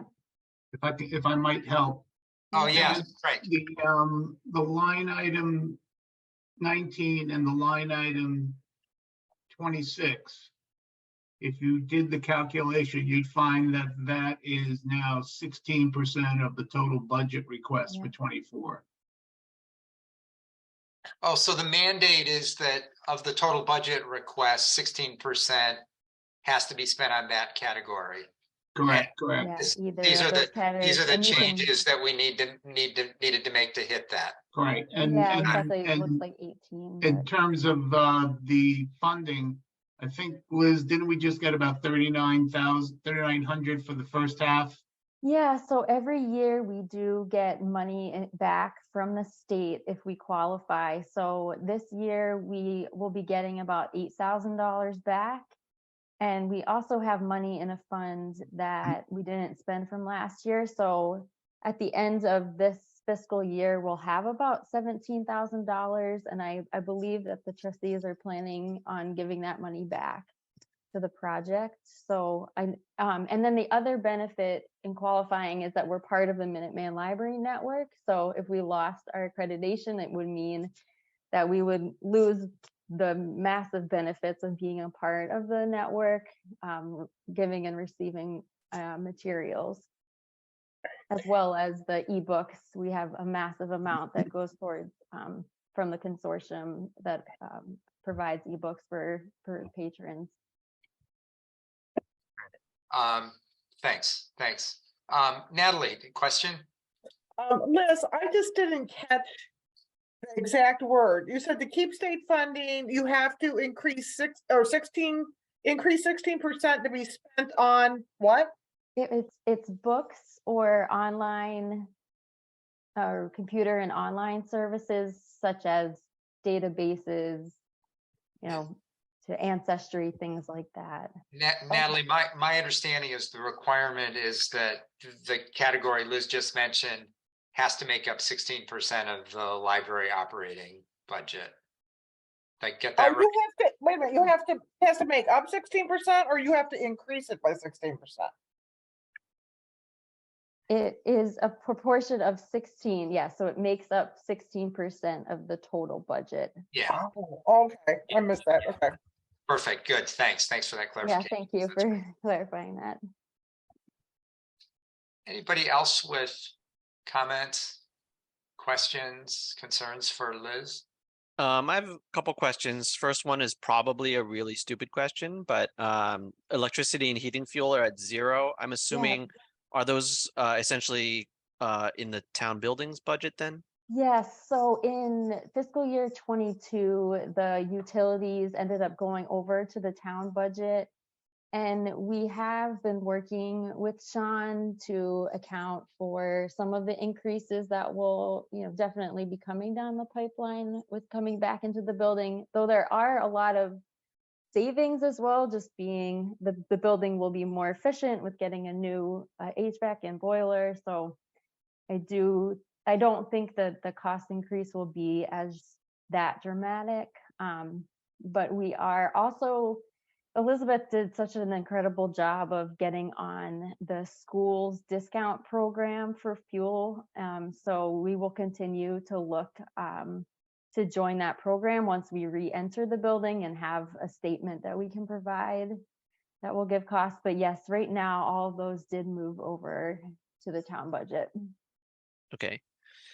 And then I sort of asked this of any sort of department that has a physical plant, but now that we have an IT department, and I know there are a lot of things in this budget that are very library specific tech charges and should stay here, but then there are things like computer tech support and the telephone, I think you said was a voice over IP system, things like that. Have you guys sort of like gotten together with Klaus just to see whether there are things that could or should be covered by the IT department, and or just to make sure there isn't a redundancy and that we aren't sort of double charging for something? Absolutely. And I mean, it's a great question. In the same way that the utilities kind of shifted over to the town department, it seems like Klaus also believes that the same might be true for the phone lines and the data. So I think right now we're really the only ones that are not a part of the town's data. So I fully suspect that will be the case. And there could be some savings in adding us to that as well. And it sounds like it seems to be a little bit of a work in progress with Klaus as kind of coming onto the town. So there are some items that we've been using, outsourcing for some tech support with someone that we've used for a while. Really things like printers breaking, overuse things in really library. So that's where we have that kind of a minimal cost there for the maintenance. Trying to find that item. Yeah, the computer. The tech support, it's only $500, which I'm kind of like, I Yeah, probably it's pay pretty- $500 it's for my pretty own tech low. support, Yeah, exactly. So we really have been using him as Kevin Whitman as like an emergency contact where we are in a pickle and we haven't been able to fix something, or helping us with our computers. But I think it seems like that's a conversation that's in progress right now with how we are going to be incorporating Klaus into helping us with IT. I mean, and it's the IT Gonna be department is big. still, it's sort of nascent, and so I think I end up asking this question almost every year, and well, this is my last year, so I'm not going to continue asking that, but it's something that people should be on top of. And I think ultimately it'll probably be more on Jeremy's plate to just make sure that IT and all the various town buildings and departments that they are all getting pulled together, and that we are getting some sort of economy of scale and not doubling our efforts. And Steve, so we have a scheduled meeting with Klaus once a week. Yeah. So He's been enormously helpful. I mean, especially in this transition back. Yes. I think we're going to hear from Klaus next week. Yeah. And he's putting together kind of his vision for how the IT department will develop. So just Yeah. picking up on Steve's comment, it's a great time to be working closely with him to make sure that that collaboration goes in the way that, you know, is Yeah. most economical for the town. Just the two of you? Absolutely. Oh, Jerry too. Yeah. Was it fun? Yeah. Anybody else with, I've got a couple things but I want to give anybody else a I chance. had a question. I just want to know, what's the date, the opening, grand opening? We don't have a date yet, but we're getting extremely close. We have all the furniture is in the building. We're getting the shelving in next week, and we should be getting the books in shortly after that. So really fine tuning that. So hopefully in the next month or so, we will have a solid date to share. Hey, and Natalie, it's Brian. Just to add, there will be what we call a soft public opening when everything is in and the staff is in there, and the public will be able to go in, and then we will have a grand opening that'll be more celebratory soon after that. Okay, so I've got a couple things. One, just kind of picking up on Steve's point about collaboration across departments and functions. I heard some, you know, over the last month, comments about kind of maintenance in the library, and, you know, who would be doing maintenance and whether the library would hire somebody or whether that would be handled by the town. I didn't see anything in the budget that really seemed to clarify that. So I was interested in, given the random bits I heard, I'm interested in what actually is happening and what the situation is there. Yeah, thank you. So we are definitely in conversation right now with Sean, and he has, to my understanding, really incorporated the library into the town. Moving forward on looking at cleaning the building.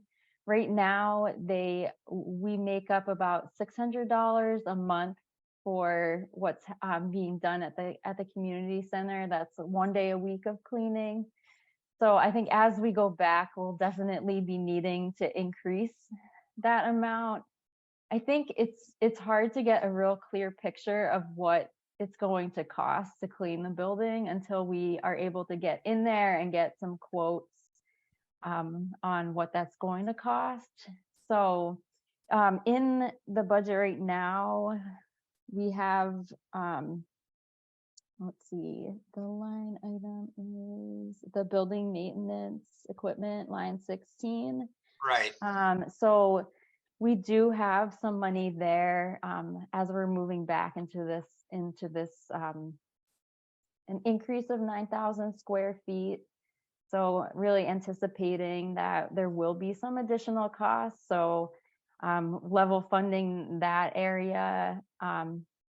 It may include some cleaning items, but I do suspect that we will be able to work with the town in order to, you know, fund that aspect of the building maintenance. Yeah, thanks. Just picking up Steve Tsai's mantle.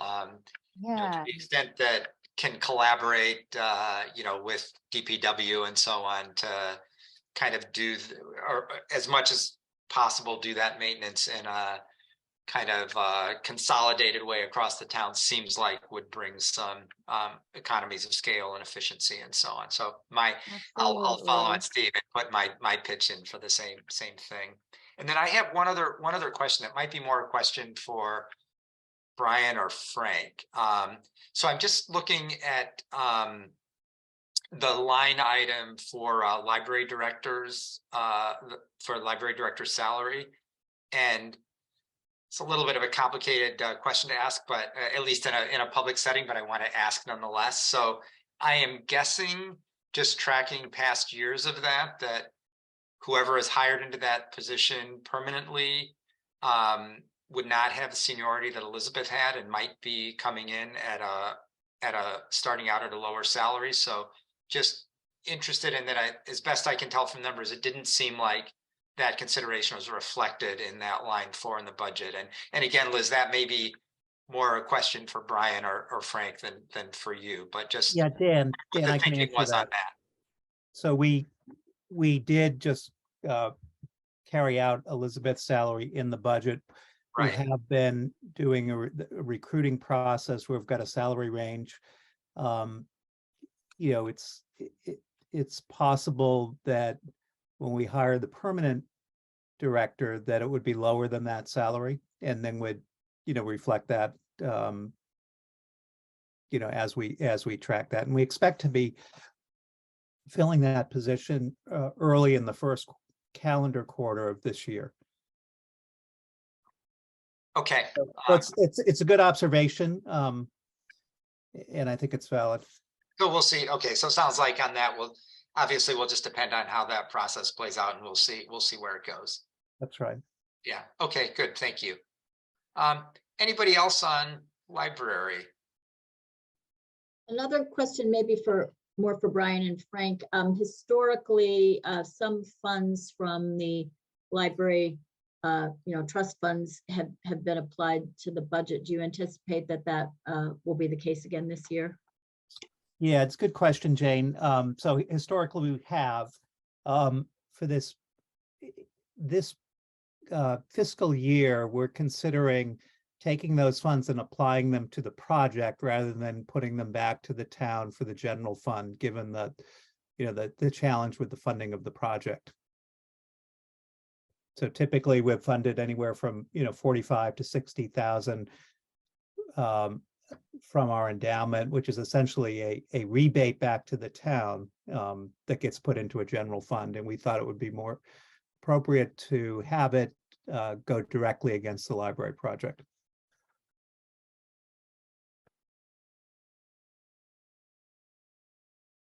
All right. Thank you. Thanks, Brian. Anybody else?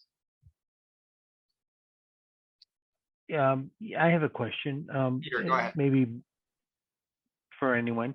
The children's librarian, is that occupied FTE right now? Yeah, so we hired the new children's librarian. She started the first week in December. I know that we have been also had some vacancies. We have one position that we are in the process of hiring right now, which is the library building attendant. So hopefully within the next month, we will be fully staffed. And she's amazing. If you haven't met her, you should come to the library and meet her. She's fabulous. Oh, sorry, Peter. I think you might be on mute. Liz, where does the library building attendant, which budget Oh, line? they fall into, it's the library senior assistants. All right. Previously, we had two, and then I know Elizabeth had gone back and asked for additional positions. So there would be, it's two additional library senior assistants, which is a technology librarian that we have hired already, and she's been working for more than a year. And then the library building attendant is another 16-hour position. And then the children's librarian was new. So this last month. Okay. Okay. Thanks. Yeah. I'm sorry, Right. what does the building attendant do? So their role is to really help with the overall maintenance of the building. So helping us with they're not going to be like cleaning the building like the cleaning service, but making sure that the building is in a great state, making sure that we are ordering supplies. We are going to be LEED certified, so we need to make sure we have green cleaning supplies, general like upkeep, and then also helping, especially with the nighttime programs and the programs on the weekends, kind of being that point person for the community, making sure that the room is set up properly, handling all of those reservations, things like that. And maybe helping us with snow removal if the DPW is a little busy. We'll definitely be having just a bigger building. So hopefully that Yeah. We'll get that And that must have been in last year's budget request, given that it steps up in FY 23. Yeah, it's been on there for quite a while, and then we were hoping this year to be moving, so that's why we really wanted to make sure that that was going to be funded this year. Yeah, okay. Nora?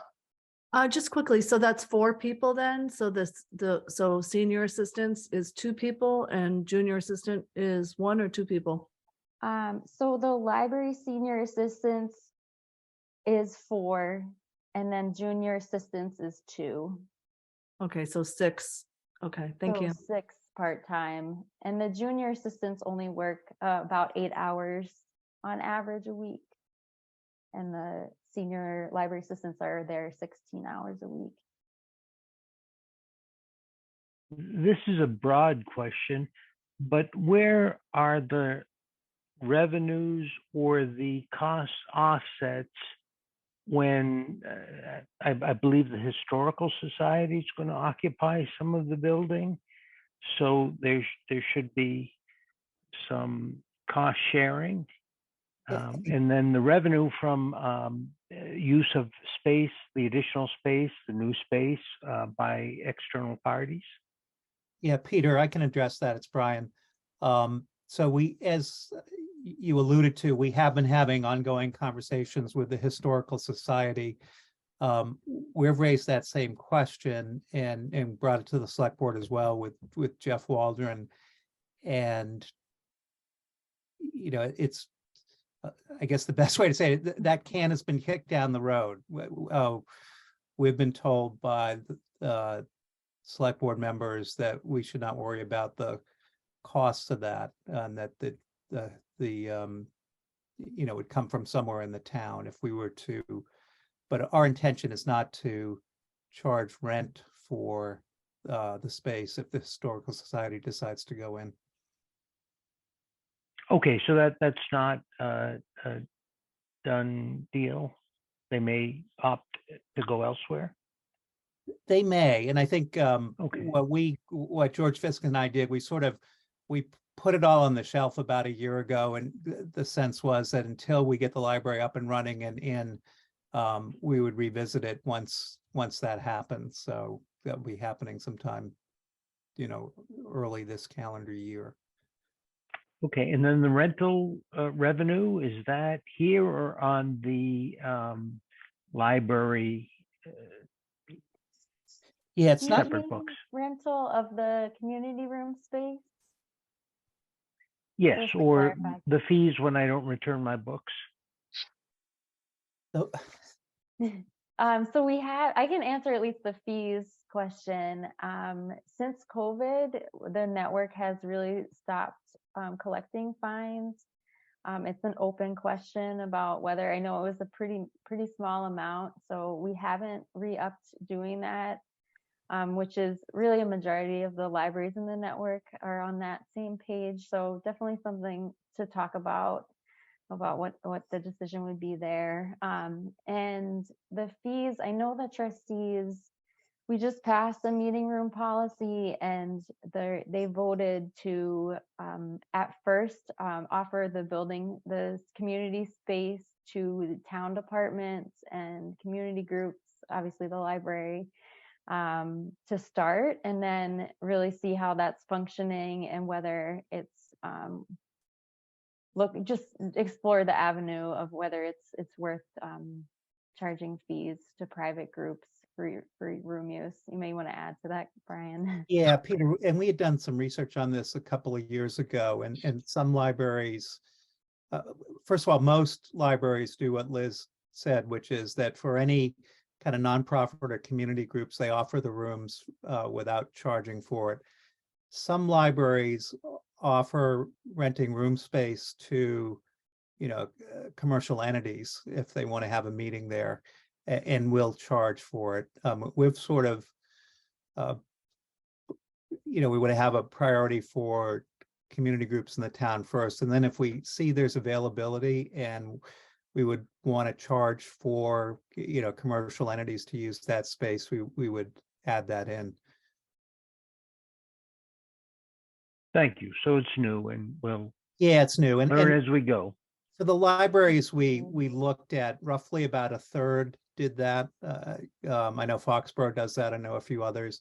And then about 2/3 just try to restrict it to not-for-profits and community groups.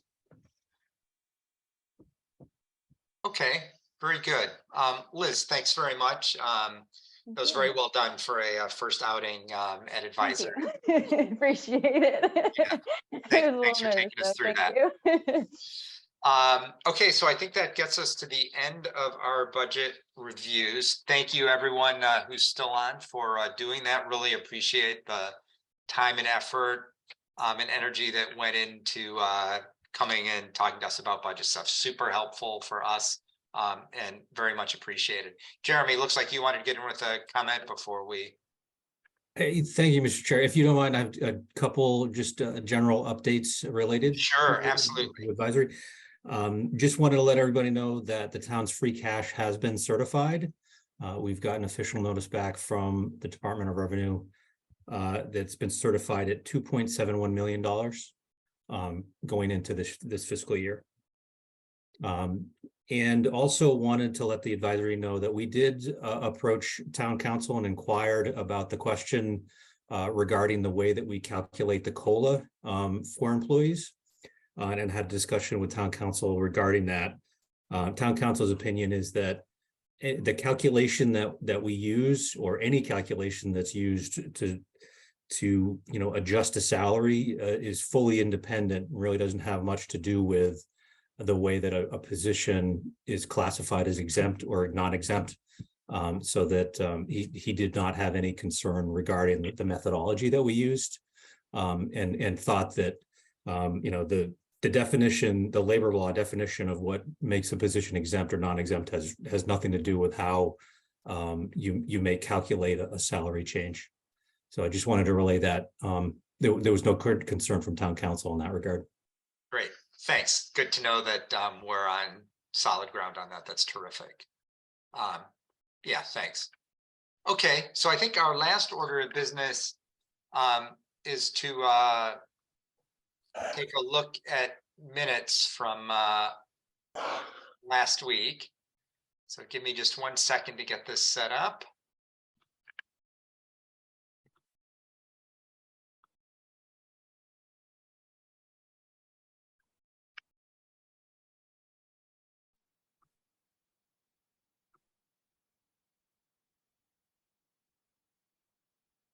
I think after 3 years of doing Zoom classes and all, I'd be a little faster at this, but it just doesn't go any faster.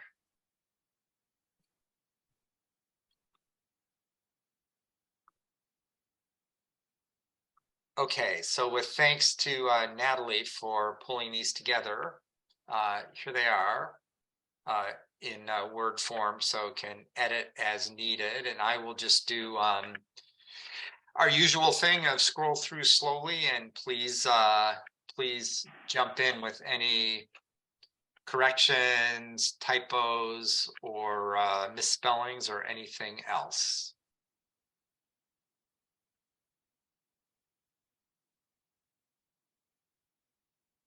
And if I scroll too fast, tell me to slow down. I can't believe people are dropping out and don't want to stick around for the dramatic approval of minutes at the end of our meeting here. It's the most exciting part. Wimps. Yeah, exactly. Oh, there's a typo. Got an extra period there. We'll fix that. Do you mind just changing the maybe $100,000 for the police budget to around? Down by around 100,000? Sure. Yeah, approximately, like just roughly, yeah. How about roughly? Good? Sounds good. Great. Okay, thanks.